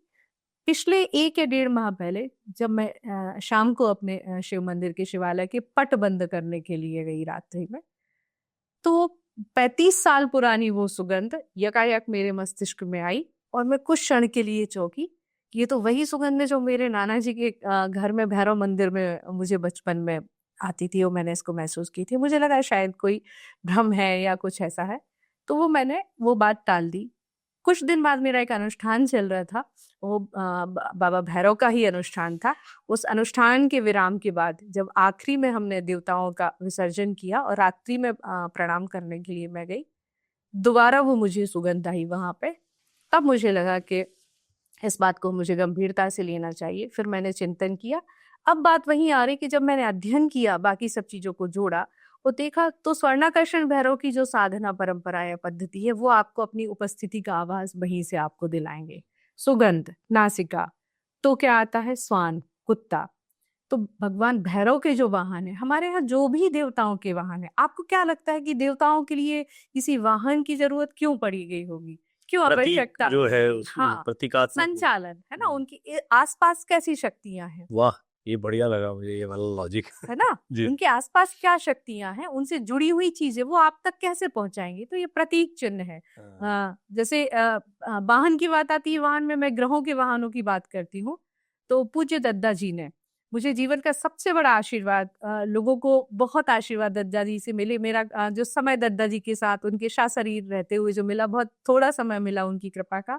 मुझे देव शनि देव के बारे में, उनको ग्रह नहीं कहूंगी, शनि देव के विषय में पूज्य दद्दा जी ने एक ऐसा प्रश्न मुझे दिया था, लिख के दिया था। दादा उस प्रश्न के सामने समक्ष थे और पूछा था कि क्या ऐसा करती हो। उस प्रश्न को लेके मैं, जब दद्दा जी की देह शांत हो गई, ब्रह्मलीन हो गए, मैं कितने अपने वरिष्ठ ज्योतिषियों के पास, जहाँ तक मैं जिनसे बात करती हूँ, संवाद करती हूँ, कितना साहित्य मैंने खंगाला, कितने ग्रंथों को खंगाला, मुझे उस प्रश्न का उत्तर नहीं मिला। अंतोतगत्वा मेरे ही परिवार में, मेरे ही बुजुर्गों का जो मुझे साहित्य मिला ज्योतिष से संबंधित, एक परिवार की एक परंपरा है मेरे। वो जब मेरे फूफा ससुर शांत हुए, बहुत विद्वान थे और आचार्य रजनीश के परम मित्र थे वो। तो उनका जो साहित्य था, और काशी विश्वविद्यालय से पढ़े हुए थे वो, और आचार्य रजनीश के मित्र थे, वो परम ज्योतिषीय विद्वान थे। जब उन्होंने अपनी देह त्यागी, तो उनका आखिरी वचन अपने बच्चों से ये था कि बाकी सब तो ठीक है, मगर मेरा जो साहित्य है, जो ज्योतिष से, कर्मकांड से संबंधित है, वो बहू को, भावना को देना तुम लोग। अब ये आदेश जब मुझे घर से मिला तो थोड़ा संकोच हुआ, और जब वो साहित्य मुझे वहां से प्राप्त हुआ, आप यकीन मानेगा प्रवीण जी, उसमें एक ग्रंथ में मुझे पूज्य दद्दा जी के प्रश्न का उत्तर मिला। वो शायद एक क्रम था जो मुझ तक आना था। तो उस एक प्रश्न ने मुझे इतना बड़ा मार्ग प्रशस्त किया, मतलब जो कहते हैं ना कि नेत्र खोल दिए, ज्योतिष को लेके, ग्रहों को लेके, सारी चीजों को लेके मेरा दृष्टिकोण बदल गया। वो शायद दद्दा जी की एक बड़ी कृपा थी। वो शनिदेव के विषय में थी, और देश के बड़े बड़े प्रकांड विद्वान या ज्योतिषी उस प्रश्न का सही उत्तर नहीं दे पाए थे। तो वो वाहन की बात मैं कर रही हूँ कि शनिदेव के 9 वाहन बताए गए हैं। अन्य ग्रहों के वाहन या अन्य देवताओं के वाहन बहुत 1 या 2 मिलेंगे आपको, मगर शनिदेव के वाहन जो हैं वो 9 बताए गए। तो यहाँ भैरव का जो वाहन है वो स्वान, कुत्ता। तो स्वान क्यों है? सुगंध, स्मृति, ईमानदारी, निष्ठा। तो जब भैरव की आप पूजा करेंगे, तो सर्वप्रथम आपको, जो मैंने शुरू में कहा था, कि आपको चित्त से ईमानदार, निष्ठ होना पड़ेगा। आप शक्ति की रक्षा के लिए नियुक्त की गए हैं, तो स्त्री के प्रति मर्यादा का आचरण आपको रखना पड़ेगा। आपको कर्मणा और मन से भी आपको वैसा आचरण रखना पड़ेगा यदि आप भैरव साधना में जा रहे हैं। तो स्वान जो बता रहा है वो ये बता रहा है कि अपने स्वामी के प्रति निष्ठा। आप किनको स्वामी मान रहे हैं? भैरव को। तो आपको साधना में निष्ठा रखनी है। साधना में आपको ऐसा नहीं कि आज हम ये मंत्र करने लगे, ये साधना करने लगे और इस लालच या लोभ बस कर रहे हैं। मतलब आप ये समझिए कि आप खजाने के पास हैं और आप एक कुछ मुट्ठी उसमें से उठा लाने की लालसा से गए, तो आपकी साधना फलित नहीं होगी। तो वो स्वान इस बात का प्रतीक है। और फिर जब स्वर्णाकर्षण भैरव की यदि आप उपासना करेंगे, तो वो सबसे पहले अपनी कृपा का आभास आपको सुगंध से कराएंगे। तो वो सुगंध आपकी स्मृति में आएगी, तो समझिए उनकी भगवत कृपा आपको प्राप्त होगी। क्या बढ़िया जोड़ा है आपने इसको। मतलब पहले मैं सोच रहा था कि मैंने श्वान पे प्रश्न पूछा और आपने स्वर्णाकर्षण भैरव से शुरुआत करी, जी तो शायद कोई विषय छूट गया होगा, लेकिन बड़ी जी सुंदरता से आप उसको उसी बिंदु पर लेकर आए कि श्वान जो है वो कैसे प्रतीक है। और हम सभी जानते हैं कि कुत्ता काल भैरव के साथ में हमेशा दिखाई देता है या बाबा भैरव के साथ में दिखाई देता है। उसका सही कारण जो है वो आज प्रतीकात्मक रूप से आपने उसको बड़े अच्छे से समझाया। हमने ये भी सुना है कि अष्ट भैरव होते हैं, जी और अभी हमने 3 रूपों की बात करी, जी काल भैरव, बटुक भैरव और स्वर्णाकर्षण भैरव। जी तो ये अष्ट भैरव क्या है? हाँ, जो प्रमुखता से जिनकी हम पूजा उपासना करते हैं वो 3 भैरव जिनके हमने नाम लिए, काल भैरव, बटुक भैरव और स्वर्णाकर्षण, जिनकी बात अभी हमने की। अब जो अष्ट भैरव होते हैं वो 8 अलग भैरव होते हैं, अतिसांग भैरव और भी कई इत्यादि नाम उनके हैं। तो जो अष्ट भैरव होते हैं वो मुख्यतः जब हम वामाचार पद्धति में जाते हैं वहां इनकी पूजा पद्धति या इनकी उपासना की जाती है। जो देखने में आता है या प्रचलन में है, इन अष्ट भैरवों के भी फिर 8 भैरव होते हैं। तो जैसे आप एक सब क्लॉज सब में आते जाते हैं, उप उप में आते जाते हैं, तो वो जो विषय है वो वामाचार साधना पद्धति में चला जाता है कि अष्ट भैरव के भी 8 भैरव, ये कुल मिला के 64 भैरव हो जाते हैं। इन 64 भैरव, फिर हम श्री विद्या परंपरा या संप्रदाय में आते हैं, तो इन 64 भैरवों की जब हम उपासना करते हैं तो इनकी 64 शक्ति भी है, जिनको हम योगिनियां कहते हैं। आपने 64 योगिनी नाम सुना होगा, योगिनियां है। तो प्रतीकात्मक रूप से इनकी सहधर्मिणी के रूप में हम उनको जानते हैं, मगर वो उनकी शक्ति है। तो ये अष्ट भैरव, उनके 8 भैरव, 64 भैरव और फिर उनकी 64 योगिनियां, ये जब मिला के एक कॉम्बिनेशन तैयार होता है, एक ग्रुप तैयार होता है। जब इनकी पूजा हम करते हैं वामाचार पद्धति से, तो बड़ा शक्ति का, ऊर्जा का एक संगठन होता है। और इस पे चूंकि मैं फिर से कहूंगी कि ये मुझे वो तंत्र मंत्र की पूरी अलग शास्त्र दुनिया आज्ञा है। नहीं है मुझे इस विषय पे बोलने की, तो इसके विस्तार में मैं आपको ज्यादा उपदेश नहीं दे पाऊंगी। और इसके जानकार गृहस्थ लोगों से इसको बहुत ज्यादा शेयर भी नहीं करते हैं आमतौर पर। जी ये इसकी एक परंपरा बिल्कुल अलग तरीके से जी चलती है। वो इसलिए चलती है प्रवीण जी, थोड़ा सा मैं जी बताऊंगी जी। कि मैंने पहले कहा था कि आप सामान्य किसी इष्ट की पूजा पद्धति पे जाइए, आपसे त्रुटि हो गई, आप क्षमा प्रार्थना मंत्र, हम हर अनुष्ठान या पूजा के बाद क्षमा मंत्र करते हैं, वो हो जाती है। मगर यदि आप भैरव की पूजा पद्धति में जाते हैं तो प्रोटोकॉल, आपको दिशा निर्देश का पालन करना पड़ेगा। आपको, जब हम इस पद्धति में आते हैं तो आपको एक योग गुरु के, आप यूट्यूब में देख के, किसी किताब में पढ़ के, किसी लालच में आके, किसी भी अयोग्य व्यक्ति से कोई भी साधना मार्ग लेके, मेरी आपको चेतावनी कि आप बिल्कुल भी इस मार्ग पे मत जाइए। क्योंकि इसके कई अन्य मंत्र या कई देवी देवताओं के में ऐसा होता है कि आपने वो उपासना कर ली, तो उसके यदि आपने वो पूर्णता या जो बताए गए क्रम से आपने उपासना की तो आपको वो सकारात्मक परिणाम मिल जाएंगे। यदि नहीं की तो वो खंडित हो गई पूजा। मगर यदि आपने भैरव की उपासना की, आप उसमें उतरे, तो आपको योग्य गुरु होना चाहिए, योग्य दिशा निर्देश आपको उस गुरु से प्राप्त होने चाहिए। यदि साधना में त्रुटि होती है, यदि साधना में आपसे कहीं कोई गलती ऐसी होती जो आपको पहले बताई गई कि नहीं होना चाहिए, तो इसके थोड़े से दुष्परिणाम हमको उठाने पड़ते हैं। तो पहले तो जो 1 माह की सामान्य साधना है आप वो करके देखिए, वही आपके लिए यदि उपयुक्त है तो ठहर जाइए। यदि अब आपने आपको इसके आगे पुष्ट पाते हैं तो फिर आप गुरु के पास जाइए और प्रार्थना करके उनसे मंत्र लीजिए और उस साधना में आइए, क्योंकि दुष्परिणाम आपको इसके त्वरित देखने मिलेंगे, क्योंकि वो उनका रौद्र रूप है। वहां क्षमा जैसा भाव नहीं है। फिर ऐसा आप आए हैं तो प्रोटोकॉल में आइए, नहीं तो फिर साधारण सदग्रस्त बन के उनका जो बटुक भैरव रूप है आप उनकी पूजा कीजिए। बहुत सारे सवाल अब मन में आ रहे हैं और मैं उसको व्यवस्थित करता हूँ एक एक करके। जैसे आपने कहा, एक तो वामाचार्य या जी दक्षिणा, दो आपने अलग अलग बता दिए। मोटा मोटा समझ में आ गया कि वामाचार्य का मतलब ये हो गया कि जहाँ तांत्रिक विद्याएं हैं, जहाँ पर कई ऐसे उपचार हैं जो सामान्य जीवन में सामान्य लोग नहीं करते हैं, गृहस्थ लोग नहीं करते हैं, या जिनको आप अघोर तंत्र से जोड़ते हैं, वो सारी चीजें आती हैं। उसमें मदिरा भी आपने एक जी जिक्र किया था, जी और मदिरा को बड़ा जोड़ा जाता है भैरव जी बाबा से। अब उज्जैन में जो अवधूत हैं, जी जो बाबा काल भैरव का मंदिर है, और वहां पर मदिरा चढ़ाई जाती, सामान्य लोग, गृहस्थ जी लोग जाते हैं, और वो लगभग वैसा ही रूप है जैसे मंदिरों का आप बता रहे हैं कि सामान्य मंदिर की तरह वहाँ पूजा उपासना होती है। या दिल्ली में भी हम देखते हैं कि इस जी तरह की। तो ये परंपरा फिर कैसे है? क्योंकि ये तो वामाचार्य में है, लेकिन अब सामान्य लोग इसका पालन कर रहे हैं, जी और फिर लोगों के मन में आता है कि क्या हम घर में भी ये सब कर सकते हैं? जी आ, बहुत अच्छी बात कही आपने। अब मदिरा की यदि हम बात करते हैं तो जो मैंने आपको पंच मकार बताए थे, मदिरा उसमें से एक आती है। तो वही वामाचार की विधा का ही एक अंग है मदिरा। अब मदिरा को यदि हम आज के परिप्रेक्ष्य में देखते हैं तो वो एक शराब, नशा, और किन वस्तुओं से बन रही है, किन चीजों से बन रही है, और एक आम मनुष्य उसका सेवन कर रहा है। अब वो किस लिए कर रहा है, किस चीज की तृप्ति के लिए कर रहा है, वो एक अलग विषय है। मदिरा जो सोमरस पहले कहा जाता था, देवता जिनका सेवन करते थे, तो वामाचार जो पूजन पद्धति है वो मदिरा फलों के रस से निर्मित किया जाता था, एक रस का निर्माण किया जाता था। तो जैसे हम श्री विद्या संप्रदाय में जब हम श्री चक्र का पूजन करते हैं या भैरव का भी हम पूजन करते हैं, तो यहाँ पे भी अलग अलग रसों से हम उनका तर्पण मार्जन करते हैं, सहस्त्रार्चन करते हैं श्री चक्र का। भैरव का भी यही विधान है। तो जो मैंने आपसे कहा था कि स्वर्णाकर्षण भैरव में यदि आप पूरी शास्त्रोक्त पूजा करना चाहते हैं और उस पूजा का, उस पद्धति का, उस साधना का लाभ अपने जीवन में लेना चाहते हैं, तो YouTube वीडियो देख के या किसी किताब का अध्ययन करके नहीं कीजिए, गुरु को बुला के उस परंपरा में जो दीक्षित हो उनके मार्गदर्शन में कीजिए। अब मदिरा का प्रश्न ऐसे आता है कि वो मदिरा आज वाली मदिरा नहीं है। अब वो एक ऐसा हो जाता है, कुछ देश काल परिस्थिति के हिसाब से प्रचलन में कोई चीज आ जाती है, वो एक आस्था का विषय बन जाती है। तो आस्था को खंडित करना एक पाप का विषय होता है कि लोगों की आस्था खंडित हुई। अब वो वर्षों से वहां चली आ रही, मगर वो मदिरा थी फलों का रस, सोमरस, जो उस पूजा पद्धति में उपयोग में आता था। तो अब वहां इन पंचमकारों में से एक चीज का अर्पण हो रहा है, तो वो वामाचार का ही एक अंग है, मगर एक अंग। पूरे वामाचार में तो फिर आप देख भी नहीं सकते, कर भी नहीं सकते, उसको सहज आम व्यक्ति तो देख ही नहीं पाएगा वो पूजन पद्धति।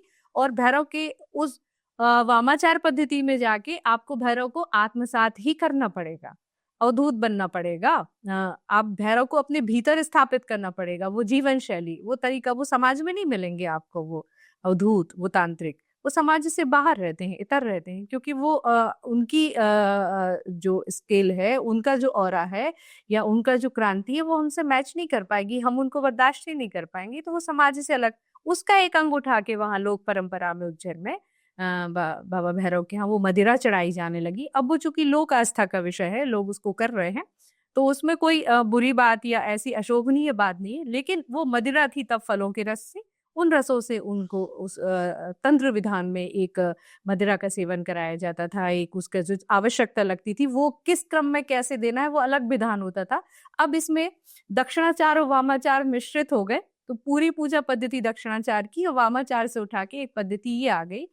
अब यहाँ जब हम श्री यंत्र का तर्पण मार्जन करते हैं, तो उसमें भी हम, जैसे मैं करती हूँ तर्पण मार्जन, तो उसमें कई बार हम अदरक का रस, गन्ने का रस, शहद, मधु, इन रसों को मिलाते हैं, केसर युक्त गुलाब जल, इन रसों से हम भगवती का तर्पण और मार्जन करते हैं। तो रसों की अनिवार्यता, तो पूजन पद्धति में जो आवश्यक चीजें होती हैं, जो संसाधन होते हैं, उन रसों का बहुत महत्व होता है, और उन्हीं रसों में से एक वो मदिरा है। अब आज के देश काल परिस्थिति के हिसाब से हम उसको उस पदार्थ के रूप में जोड़ रहे हैं, जो कि उससे उसका कोई भी संबंध नहीं। एक और बात, इसमें बहुत सारे लोग जो देख रहे होंगे ना, उसमें लॉजिक की भी बात है। मैं भी विज्ञान का छात्र हूँ, आप भी बहुत वैज्ञानिक तार्किक बात करती हैं, तो हमसे एक बातचीत में अपेक्षा होगी कि इसके वैज्ञानिक तर्क क्या है।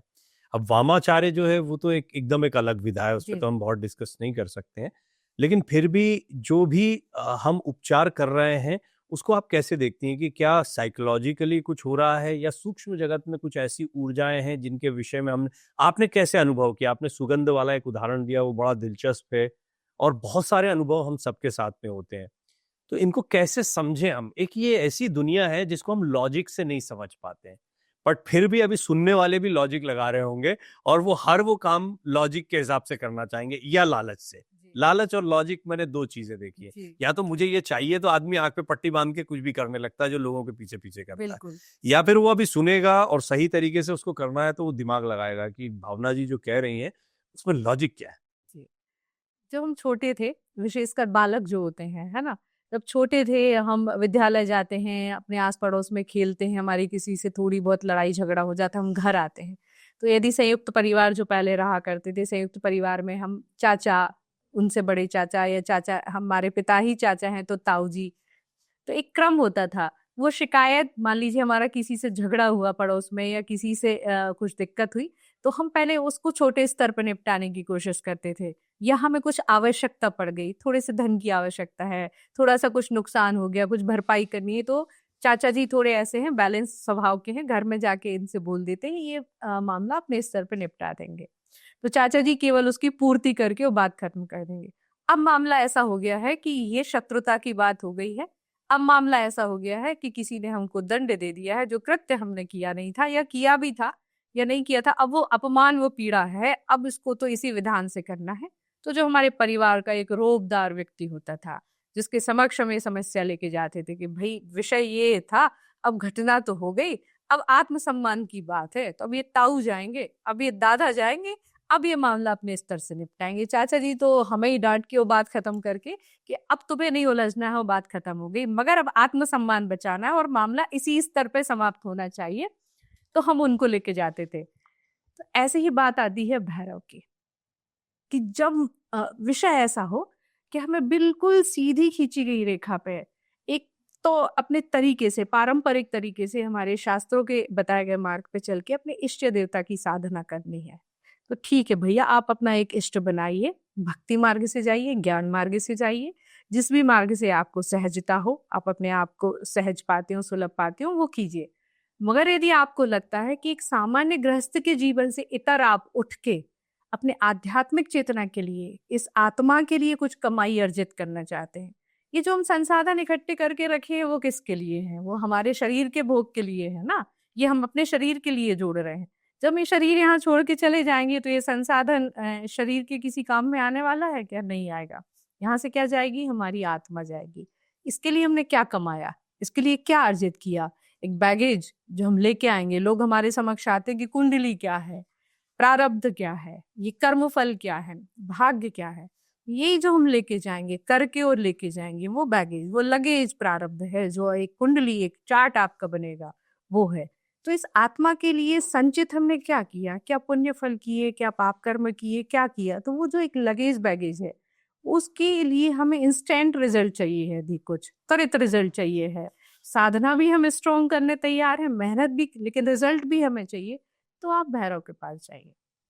वो डिपार्टमेंट ऐसा है कि जहां आपने यदि सारे नियमों का पालन कर लिया, सारी शुचिताओं का यदि आपने अनुसरण कर लिया और उनकी साधना का मार्ग पकड़ लिया, तो शक्ति की कृपा आपको होनी ही होनी है। बिना शक्ति के कुछ समस्त जगत में कुछ संचालन ही नहीं होना है। भगवती की जब आपके ऊपर कृपा होगी तो आपके पास समस्त वो संसाधन होंगे जो आपकी इच्छा है इस भौतिक जगत में रहने हेतु। लेकिन वहां से भैरव का प्रोटोकॉल आपको लेना पड़ेगा, आत्मबल, शक्ति, संरक्षण।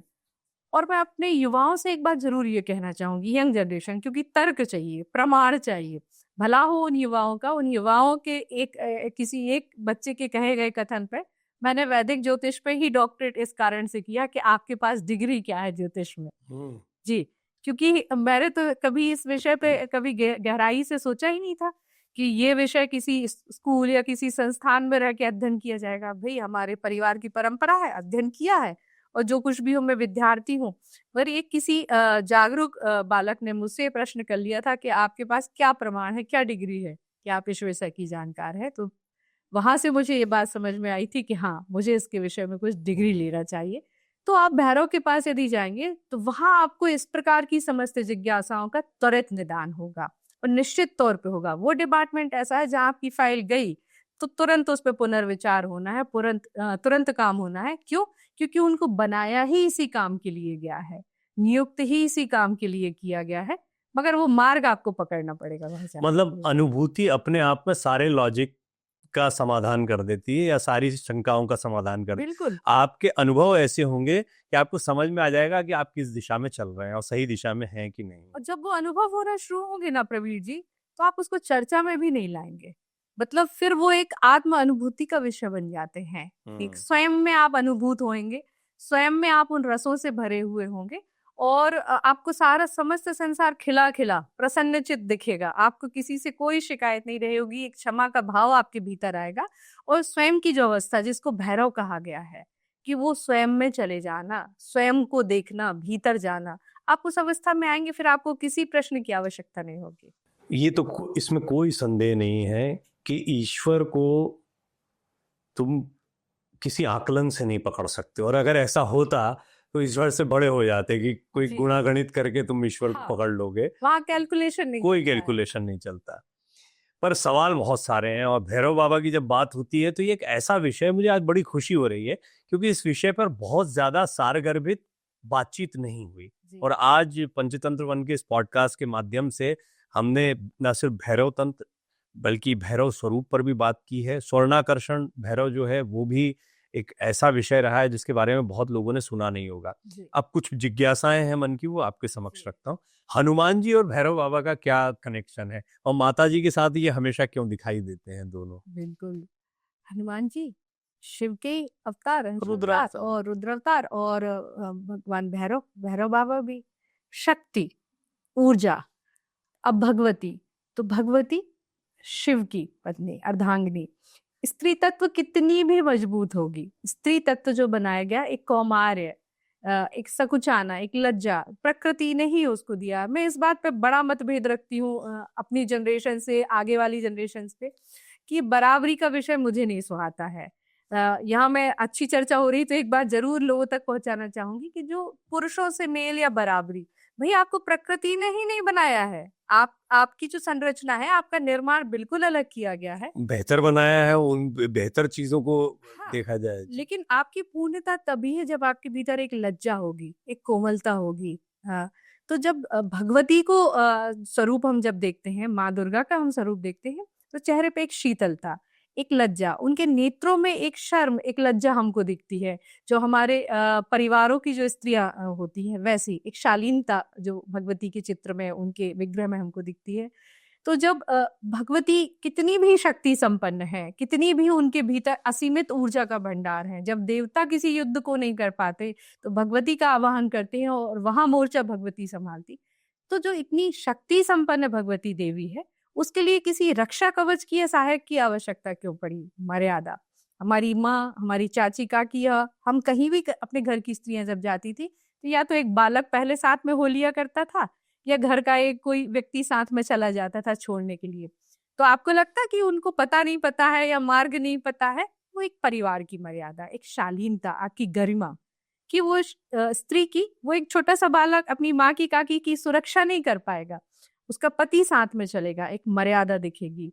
तो जब एक बालक साथ में चलेगा तो एक स्त्री की गरिमा अलग दिखेगी। वो उसकी रक्षा नहीं कर रहा, रक्षा तो वो भगवती स्वयं समस्त संसार की कर रही, मगर एक भगवान शिव ने एक चक्र बनाया, एक विधान बनाया है कि स्त्री मतलब वो आपको सीधे नहीं मिलेगी।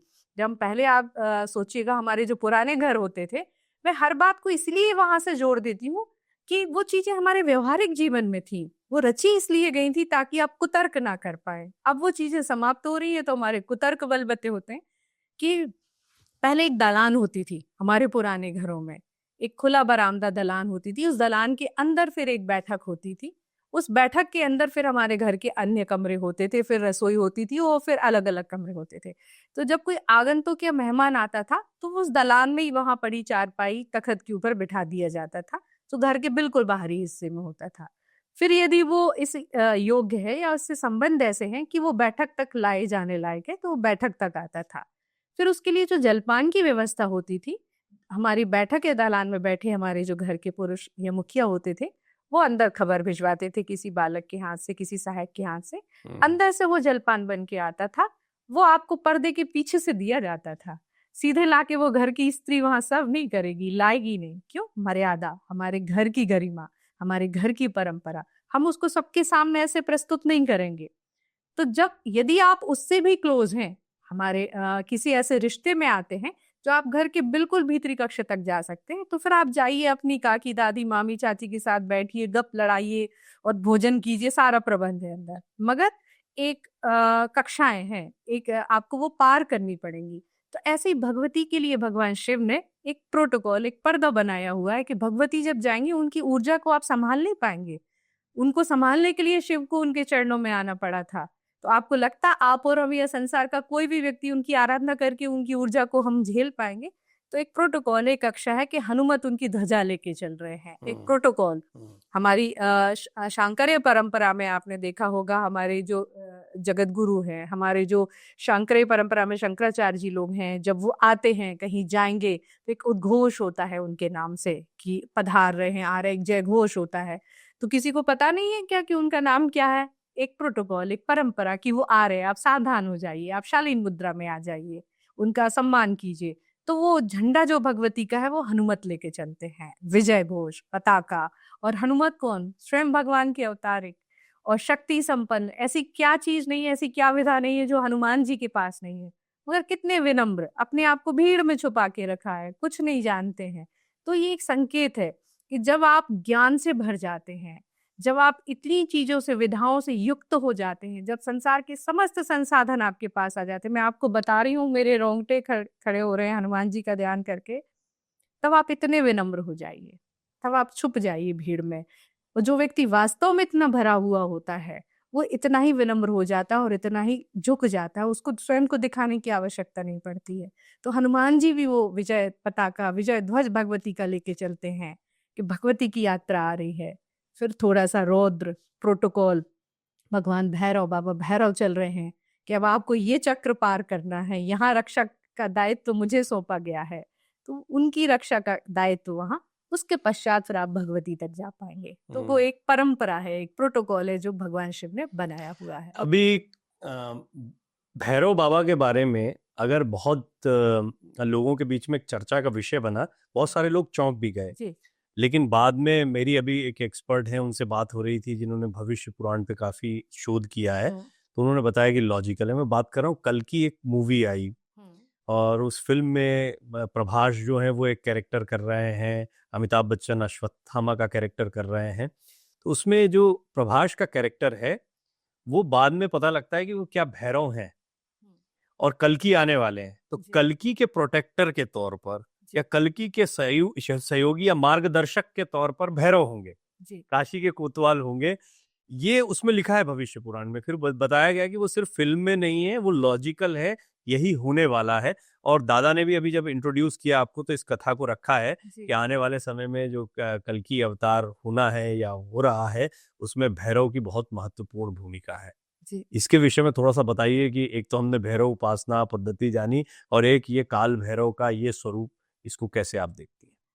अच्छी बात है, सिनेमा यदि इन विषयों को लेके आ रहा है और अपनी जो पूर्व की एक जमी जमाई परंपराएं थी उनको तोड़ रहा है, तो ये बहुत अच्छी बात, क्योंकि समाज में बदलाव की बहुत बड़ी भूमिका निभाता है सिनेमा। मैं इसमें क्षमा चाहती हूँ, इस मतलब मूवी, इस फिल्म का थोड़ा सा भी मुझे उतना नहीं, भविष्य मालिका में जो जिक्र मिला वो लगभग दिखता है। जी हाँ, तो उसमें इस कथानक को लिया गया होगा और आपने जिन भी किरदारों के नाम बताया वो तो अपने आप में सिद्ध है।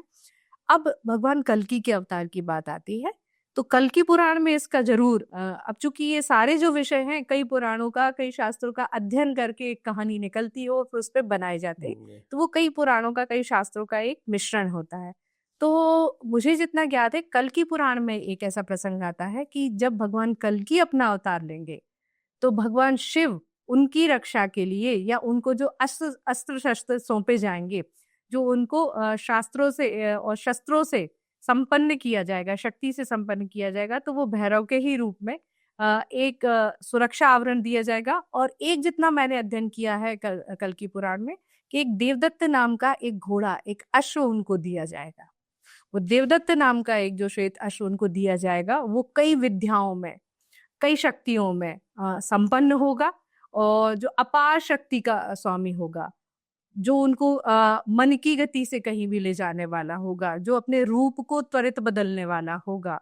और भगवान शिव ऐसे कई भैरव के माध्यम से उनको शस्त्र, कई ऐसी शक्तियों से संपन्न कराएंगे जो भगवान कल्कि इस अवतार में आके अपने अनेकों लीलाओं में यहाँ प्रयुक्त करेंगे। तो इतना मुझे इस विषय में जानकारी है। इसमें आप कभी चिंतन करती होंगी, मतलब क्योंकि हम सब लॉजिक लगाते हैं और हमारा जितना संक्षिप्त ये जीवन है और इस जीवन में जो भी अर्जित किया है, हम जानते हैं कि मतलब मुझे जानकारी है, दर्शकों में भी कई लोग जानते होंगे कि आपके नाना स्वयं भैरव तंत्र के बड़े साधक रहे हैं।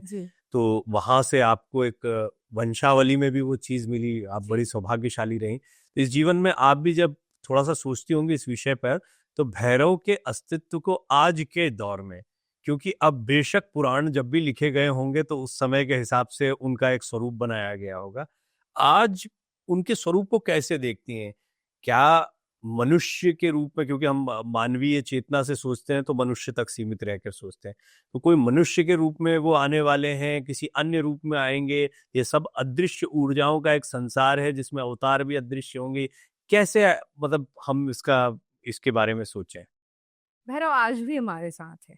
सबसे पहले तो मैं कहूँ, आप और हम जब ये चर्चा कर रहे हैं तो उनकी ऊर्जा मुझे बिल्कुल निरंतर महसूस हो रही। मैं उस ऊर्जा को महसूस कर रही हूँ। भैरव हमारे समक्ष है। भैरव को यदि हम किसी आकृति में, किसी विग्रह में ना लें, तो वो हमारे चारों ओर फैली एक ऊर्जा है जो हमें अंदर से पुष्ट कर रही है।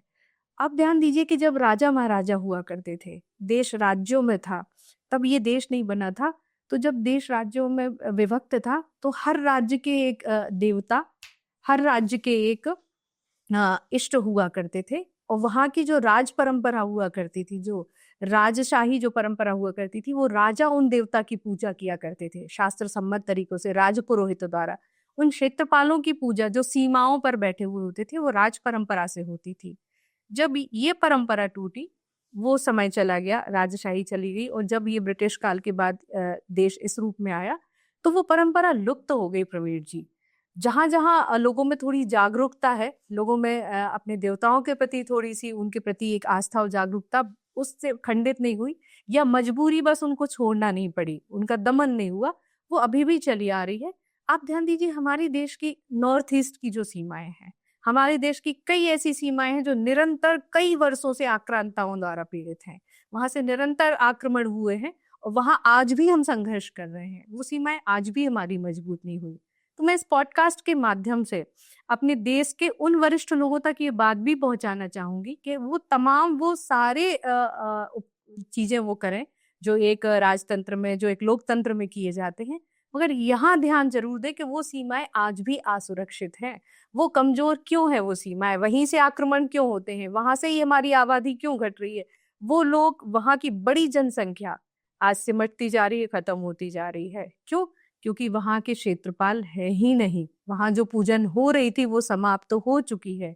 तो हमें फिर से उस परंपरा को पुनर्जीवित करना पड़ेगा प्रवीर जी। और यदि हम कुछ नहीं कर सकते हैं तो हम छोटे छोटे स्तर पर लोगों को जागरूक करें, उनमें इस बात का आह्वान करें, चेतना करें कि आप अपने क्षेत्रों के, आप अपने गांव के क्षेत्रपाल को पहचानिए, वहां की जो पूजन परंपरा है उनको फिर से प्रारंभ कीजिए। क्योंकि आखिर में राजा जो हमारे देश के शासक हैं, आप राजा आप ही हैं, हम आपको ही राजा मानेंगे। तो आप उस परंपरा को पुनर्जीवित कीजिए। आज हमारे देश की जो सीमाएं हैं वो फिर से सुरक्षित हो जाएंगी। आपको भैरव को तो मानना ही पड़ेगा, भैरव को तो लाना ही पड़ेगा। घर का सुरक्षा चक्र टूट गया है। घर की सुरक्षा का जिम्मेदार जो मुखिया था उसको हमने आज की भाषा में कहें तो इग्नोर, उपेक्षित कर दिया है, विस्मृत कर दिया है। वो कहीं एक कोने में बैठा है। उसकी शक्तियां वही हैं, सब कुछ वही है, बस आपको सम्मान दे के उनको स्थापित करना है। फिर जो हमारे देश की शक्ति है, जो सामर्थ्य था, जो कभी एक समय हुआ करता था, आज भी है, लेकिन ये संघर्ष समाप्त हो जाएगा।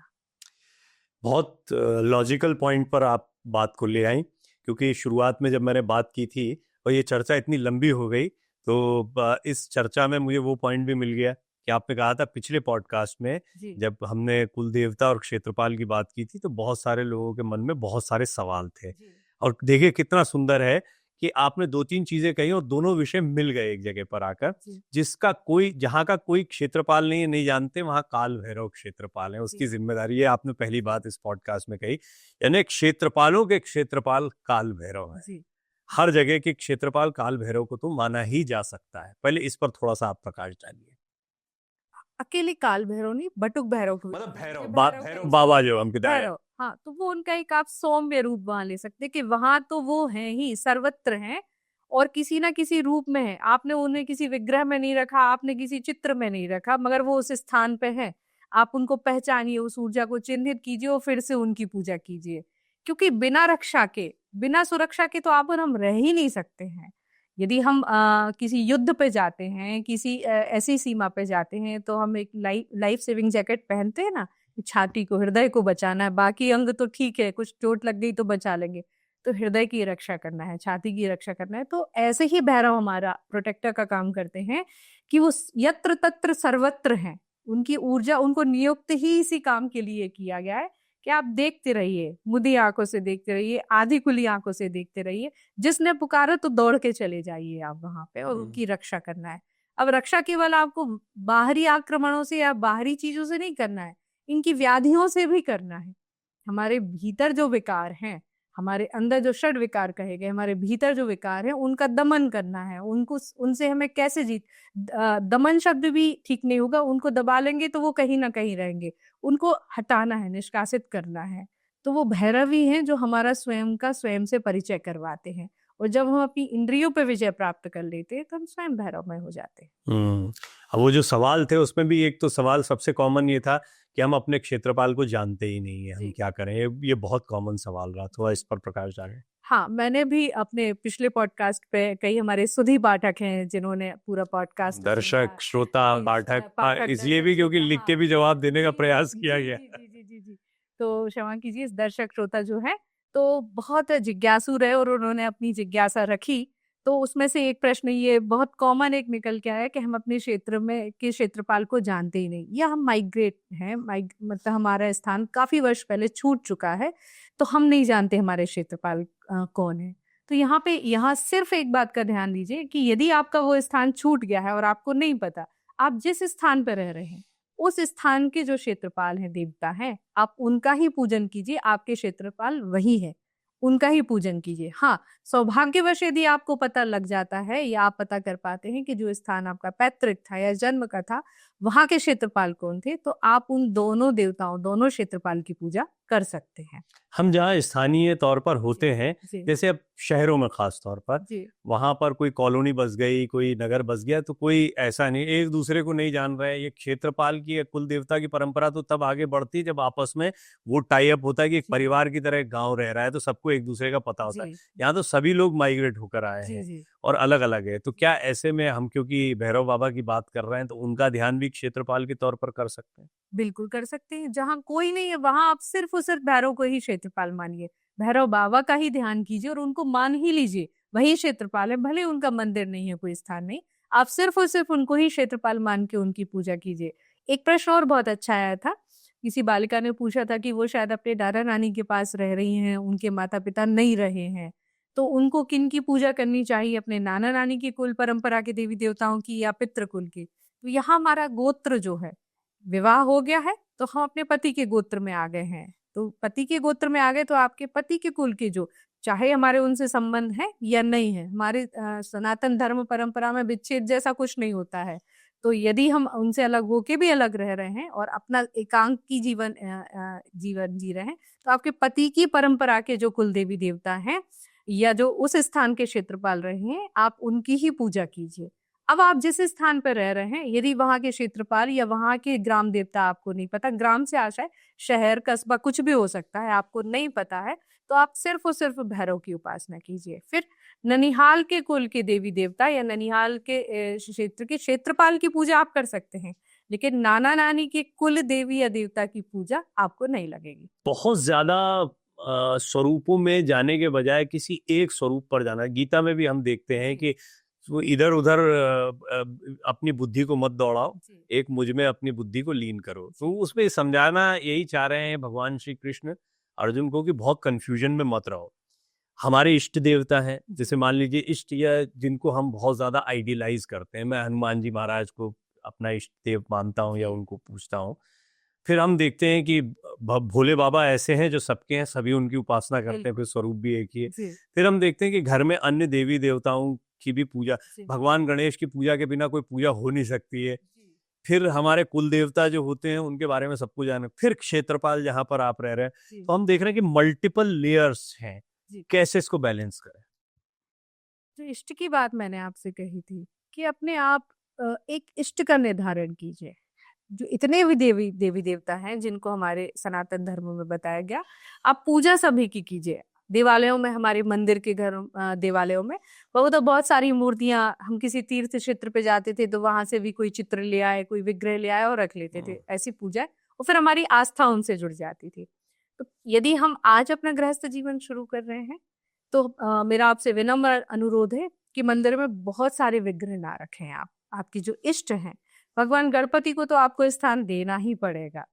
उनके बिना तो आपकी किसी भी पूजन, यदि आप भगवान भैरव की भी पूजन करते तो उसके पहले आपको भगवान गणेश का मंत्र कीजिए, आपकी एक माला नहीं तो 9 बार उनके मंत्र का आवाहन करना पड़ेगा। भगवान गणेश से प्रार्थना करना पड़ेगी कि हम चूंकि भैरव बाबा की उपासना में जा रहे हैं, तो हे विघ्नहर्ता, हमें इस मार्ग की सारी जो नकारात्मकताएं हैं या हमारी ऊर्जा का क्षय करने वाली शक्तियां हैं, उनको हमारे मार्ग से दूर कीजिए और हमें बाबा भैरव की कृपा मिले, ऐसी हम पे कृपा कीजिए। तो गणेश जी को तो आपको अपने देवालय में रखना, उसके बाद बहुत सारे विग्रह आपको अपने घर में रखने की, मंदिर में रखने की कोई आवश्यकता नहीं है। और उस ग्लानि से भी आप मुक्त हो जाइए। कई बार क्या होता है, इनको पूजे तो ये नाराज हो जाएंगे, इनको पूजेंगे तो वो छूट जाएंगे। नहीं, बिल्कुल नहीं होंगे। परब्रह्म परमात्मा का स्वरूप एक ही है। हमारे धर्म की विराटता इतनी बड़ी है कि उनने अलग अलग रूपों में, अलग अलग अपने अवतारों में अलग अलग लीलाएं रची। आपके लिए इतनी सुविधा दे दी गई है कि आपके स्वभाव से मेल खाता हुआ, आपके चित्त से मेल खाता हुआ जो भी अवतार आपको अच्छा लग रहा हो, जिनके प्रति आपकी आस्था ज्यादा बलवती हो रही हो, उनको अपना इष्ट मानिए। कई बार लोग मेरे पास भी ज्योतिषीय प्रश्न लेके आते हैं कि हम पूजा तो फला देवता की करते हैं, मगर हमें बहुत वर्षों से हम इस मार्ग पे हैं, हमें वो साधना का प्रतिफल नहीं मिल रहा जो हम चाहते, तो हमारे इष्ट कौन होंगे।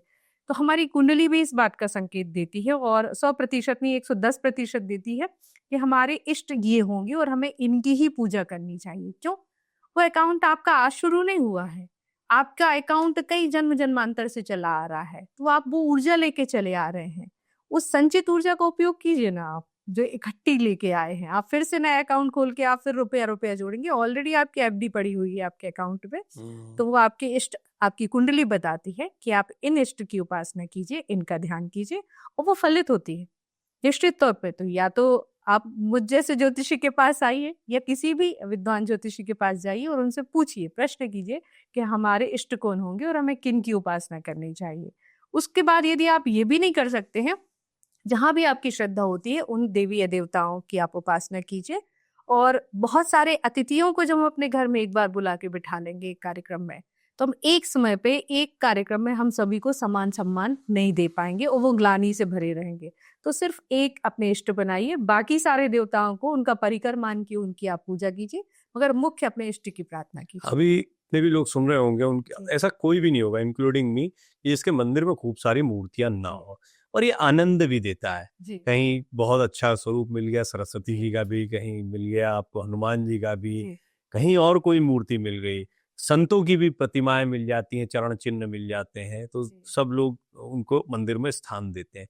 तो मंदिर में तो है ही, मतलब आप जब कहते हैं कि एक प्रतिमा रखें, तो अगर किसी के मंदिर में है ही बहुत सारी प्रतिमा, ज्यादातर लोगों के होंगे जितने भी सुन रहे हैं, उनको क्या करना चाहिए?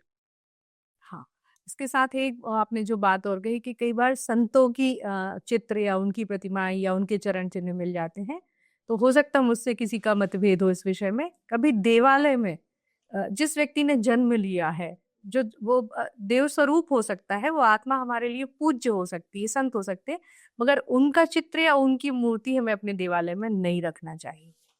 वो आपके लिए सम्मान का विषय है, उनको आप एक स्थान अलग दीजिए, मगर जो हमारे प्राण प्रतिष्ठित देवता है, देवी देवता है, उनके साथ में हमें वो चरण चिन्ह या उनके चित्र देवालय में नहीं रखना चाहिए। क्योंकि हर आत्मा का, हर एक इस ऊर्जा का एक अपना स्थान होता है, और जब वो आपस में मिलती है तो वो एक सुयोग ना होकर कुयोग हो जाता है, और उसका जो नुकसान है या जो हानि है वो हमें अपने परिवारों में देखने मिलती है। भले हम उसको स्वीकार करें या ना करें, तर्क करें या कुतर्क करें, मगर वो देखने मिलती है। अब यदि बहुत सारी मूर्तियां हमारे घर के मंदिर में हो जाती हैं या हमारे पूर्वजों से चली आ रही वो परंपराएं, उसमें कोई निषेध नहीं है। आप सभी के पूजन कीजिए, यथा योग्य आपके पास जो भी समय हो, जो सामग्री है, सभी के पूजन कीजिए। क्योंकि हमारी कई पीढ़ियों की आस्था है, कई लोगों ने वहां मंत्र साधना की है, कई त्योहार हमारे उन मूर्तियों के सामने निकल गए, तो हमारी आस्था तो है, तो वो प्राण शक्ति तो है उनमें, वो सभी आपको आशीर्वाद दीजिए।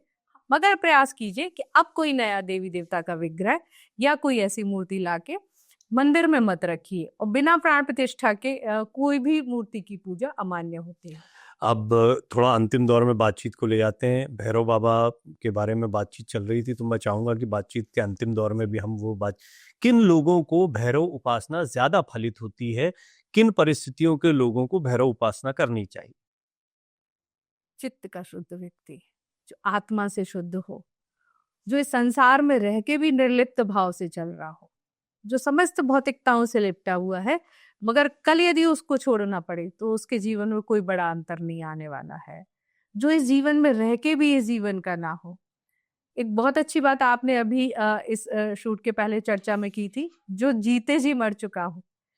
तो हम जीवन श्वासें तो अपनी पूरी कर रहे हैं, मगर अब इस शरीर की जो कामनाएं हैं, इस शरीर की जो इच्छाएं हैं, वो हमारे लिए आवश्यक नहीं है। हाँ, इसकी पूर्ति हेतु हम इसमें भोजन भी देंगे, इसको विश्राम भी देंगे, मगर इस शरीर की जो आवश्यकताएं हैं, कामनाएं, उसके लिए हम जीवन नहीं जिएंगे। उसके लिए भैरव साधना बिल्कुल उपयुक्त है। यदि आप खुद को पहचानना चाहते हैं, खुद को जानना चाहते हैं, अपनी यात्रा को समझना चाहते हैं, यदि आप भगवती की कृपा प्राप्त करना चाहते हैं, तो आपके लिए भैरव साधना बनी हुई है। यदि आपके आसपास निर्बलता है, भय है, निर्भरता, आप अपने भीतर एक निडरता लाना चाहते हैं, आपका हृदय कमजोर है, या कहीं ना कहीं समाज में आपको ऐसा लगता है कि आप बहुत उपेक्षित स्तर पर रह रहे हैं, जबकि आप ऐसे हैं नहीं हैं, लेकिन सात्विकता, ईमानदारी और भगवती शक्ति की यदि आप उपासना में जा रहे हो, भैरव के साथ जा रहे हैं, तो स्त्री के प्रति मर्यादा, शालीनता, ये सारी चीजें यदि आपके भीतर है, एक सम्मान का भाव है, तो भैरव साधना आपके लिए है।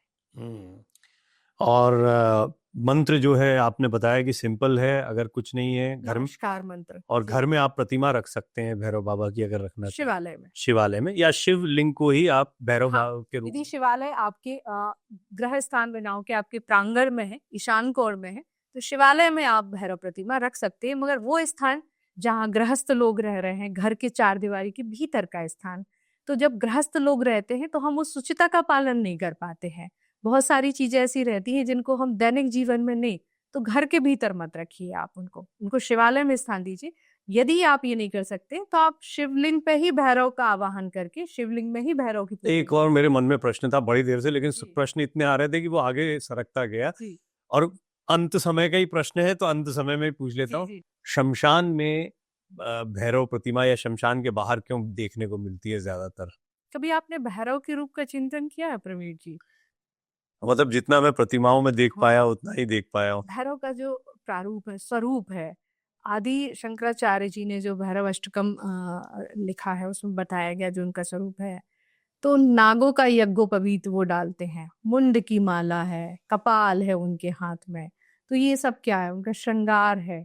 तो किसको अच्छा लगेगा ऐसे आभूषणों से श्रृंगारित होना? जो इस संसार की मोह माया छोड़ के आ गया है, जिसने जीवन का परम सत्य प्राप्त कर लिया है, वो संकेत हैं, वो चिन्ह हैं, वो पाश लिए हैं, वो खड़क लिए हैं। पाश किसके लिए है? कामनाओं को बांधो, अपनी इच्छाओं को बांधो, वासनाओं को बांधो। कपाल, अहंकार का मर्दन, मारो अपने अहंकार को, उसका मर्दन स्वयं करो। तो वो संकेत है, वो चिन्ह है कि जब आप सब इन सारी कामनाओं से मुक्त हो जाएंगी, तो शमशान एक वैराग्य का स्थान हमारे लिए कहा जाता है कि कोई भी व्यक्ति हो, यदि किसी की अंतिम यात्रा में शमशान में गया है, तो वहां कुछ क्षण के लिए वो शमशान वैराग्य में आ जाएगा और उसको जीवन क्षणभंगुर लगेगा और सारी कामनाओं से। ये बात अलग है कि बाहर जाते हुए वो तुरंत अपना अकाउंट स्टेटमेंट चेक करने लगेगा, मगर वहां तो उस वैराग्य से प्रभावित हुए नहीं रह पाएगा। तो शमशान इस बात का प्रतीक है। भैरव की पूजा इसलिए वहां है, या उसके बाहर मूर्ति उनकी भगवान का विग्रह इसलिए है कि ये सारी कामनाओं से जब आप छूट जाएं या खुद को छुड़वाना चाहते हो, तो यहाँ शरणागति मिलेगी, यहाँ आइए, क्योंकि आखिरी में आपकी स्थिति यहीं पे आने वाली है। तो उसको जीवन रहते ही आप उनसे मुक्त हो जाइए। जीवन की समाप्ति के बाद वो आपकी इच्छा नहीं थी, वो आपकी इच्छा से नहीं हुआ, वो तो व्यवस्था थी, वो हो गया, मगर आपकी इच्छा से करके आप यहाँ आइए, ये जीवन का परम सत्य है। वाह, अद्भुत यात्रा रही। ओम श्री भैरवाय नमः। मेरे तो मन में जो है वो, मैं उस उपस्थिति को महसूस भी कर रहा हूँ। आपने इतने सुंदर तरीके से भैरव, बाबा भैरव, बटुक भैरव, काल भैरव, कुछ भी कहें, उनके प्रति लोगों के अंदर जानकारियां बहुत सीमित हैं। वो मड़िया तक सिमटी हुई है, या कहीं पर किसी ने कुछ बता दिया, या शमशान के बाहर की प्रतिमा तक सिमटी हुई है। लेकिन कितना विराट स्वरूप है। स्वयं लक्ष्मी जी, कुबेर जी जिनकी आराधना कर रहे हैं कि हमें धन दे दो, ऐसे स्वर्णाकर्षण भैरव बहुत ही दिलचस्प है दुनिया। मुझे लगता है कि इसको एक पॉडकास्ट में समेटना तो बड़ा चुनौतीपूर्ण रहा है, लेकिन फिर भी मुझे लगता है कि बहुत सारी बातें हुई हैं। फिर भी आपको ऐसा कोई बिंदु लगता है कि ये भी साझा करना चाहिए था या प्रश्नों में शायद ना आ पाया हो, तो वो आप जरूर बिल्कुल, क्योंकि एक आमजन की जिज्ञासा रहती है, कई बार हम परंपराओं में बांध देते हैं कि आप इस परंपरा से नहीं हैं तो ये साधना आपके लिए नहीं है, आप इस मंत्र से दीक्षित नहीं है तो इससे नहीं। तो मैं उनको निश्चिंत करना चाहूंगी कि आप बिल्कुल आंख मूंद के और हृदय खोल के भगवान भैरव की, बाबा भैरव की उपासना कीजिए और मुक्त कंठ से उनका जाप कीजिए। आपको फलित होगी, सिद्ध होगी। और जब आप उस साधना में आएंगे तो आधे विकार आपको छोड़ना होंगे और आधे बाबा भैरव स्वयं छुड़वा देंगे आपसे। तो एक अच्छे स्वस्थ समाज का निर्माण होगा जो शक्ति से, शौर्य से संपन्न होगा। और जब एक अच्छा समाज बनेगा तो राष्ट्र, तो मैं अंतोदगत राष्ट्र पे ही आती हूँ, तो उस राष्ट्र का निर्माण होगा। और आप जहाँ पर भी इस देश में, इस देश के बाहर जहाँ भी मुझे सुन रहे हैं, आपको सुन रहे हैं लोग, तो उनसे कहना चाहूंगी कि आप जहाँ भी रह रहे हैं अपने क्षेत्र के उन देवताओं को चिन्हित कीजिए, भगवान भैरव को वहां क्षेत्रपाल के रूप में नियुक्त कीजिए और वो उपासना, वो पद्धति फिर से शुरू कर दीजिए। और मैं ये भरोसा आपको दिलाती हूँ कि आपके साहस को कोई भी छेड़ने से पहले 100 बार सोचेगा। क्या बात है, करके देखिए भाई, करने से ही सब होता है। चर्चा बहुत सुंदर रही है, बहुत सारगर्भित रही है और चर्चा और विस्तृत हो सकती है। इसके लिए बहुत आवश्यक है कि आपके कमेंट्स आए, आपके सवाल आए, निश्चित तौर पर आएंगे। पिछली बार क्षेत्रपाल के विषय में जो आए थे, हालांकि मैं आपको बता दूं उनमें बहुत सारे प्रश्न जो पूछे गए हैं उनके, उसके लिए आपको पूरा पॉडकास्ट देखना चाहिए। तो मैं बहुत सारे ऐसे प्रश्न देखता हूं जिसके जवाब उस पॉडकास्ट में मौजूद है विस्तार से, लेकिन आप लोग सीमित देखते हैं या किसी रील तक सिमट जाते हैं, किसी छोटे पोर्शन तक सिमट जाते हैं। बातचीत को विस्तारित रूप से सुनिए। ये स्ट्रक्चर्ड वे में नहीं होता है। मेरी जिज्ञासा है, मेरा पूरा प्रयास होता है कि आपके मन के सवाल जिज्ञासा के अनुरूप मैं एक्सपर्ट्स के सामने रखूं। और डॉक्टर भावना तिवारी बहुत ही जानी मानी ज्योतिषाचार्य तो हैं ही, साधिका एक बहुत अनुभूत सत्य के साथ चलने वाली साधिका है, जो अपने जीवन के अनुभवों से आपको बताती है। लिखा हुआ, पढ़ा हुआ ज्ञान मात्र नहीं, वो तो पढ़ लिया, उन्होंने बता भी दिया कि डॉक्टरेट इसलिए करी कि किसी ने पूछ लिया था कि भाई अथॉरिटी क्या है बताने की, तो उन्होंने डॉक्टरेट भी कर लिया। और भी कुछ करना हो तो कर सकते हैं, लेकिन असली ज्ञान होता है अनुभूति, ईश्वर को महसूस करना। और आप महसूस नहीं कर पा रहे हैं तो क्यों नहीं कर पा रहे हैं, इसको थोड़ा जानना होगा। कोई शंका है, समाधान होगा, अपना प्रश्न पूछें। भावना दीदी का नंबर पहले भी हमने पॉडकास्ट में दिया था, बहुत सारे लोग मांगते हैं, इस बार भी डाल देंगे। उनके साथ कैसे कनेक्ट होना वो भी डाल देंगे। लेकिन दीदी आप आई, जबलपुर से आपने समय निकाला, फ्लाइट पकड़ के आप यहाँ पर पहुंची, आपने बहुमूल्य समय दिया, इसके लिए हृदय से आपका आभार, बहुत बहुत धन्यवाद। मैं आपको भी बहुत बहुत धन्यवाद, आभार और आशीर्वाद देना चाहूंगी। आप मेरे अनुज तुल्य हैं, अनुज ही हैं कि जब हम कोई चर्चा करते हैं या किसी विषय को लेकर संवाद करते हैं तो तब तक उसमें आनंद नहीं आ सकता है जब तक आपके समक्ष उतना ही कोई ज्ञानी विद्वान व्यक्ति ना हो जो प्रश्नों को उठा पाए। जो ये तो सागर है, क्षीर सागर है, आप इसके जितना भीतर जाएंगे उतने रत्न लेके आएंगे। तो ये रत्न लाने का, प्रश्न रूपी रत्न लाने का काम प्रवीण जी आप ही कर सकते हैं, आपके अलावा कोई नहीं कर सकता। तो भगवती आपको ऐसी सिद्धता दें, भगवान भैरव आपके अंदर इतना साहस, इतना ओज आपकी बुद्धि में प्रखरता दें, ऐसी मैं कामना करती हूँ। प्रणाम दीदी, बहुत बहुत धन्यवाद आपका। बहुत बहुत धन्यवाद आप सभी दर्शकों का लगातार इस चर्चा में यहाँ तक बने रहने के लिए। अपने सुझाव अवश्य दें। अगले पॉडकास्ट में आपसे मुलाकात करते हैं। नमस्कार।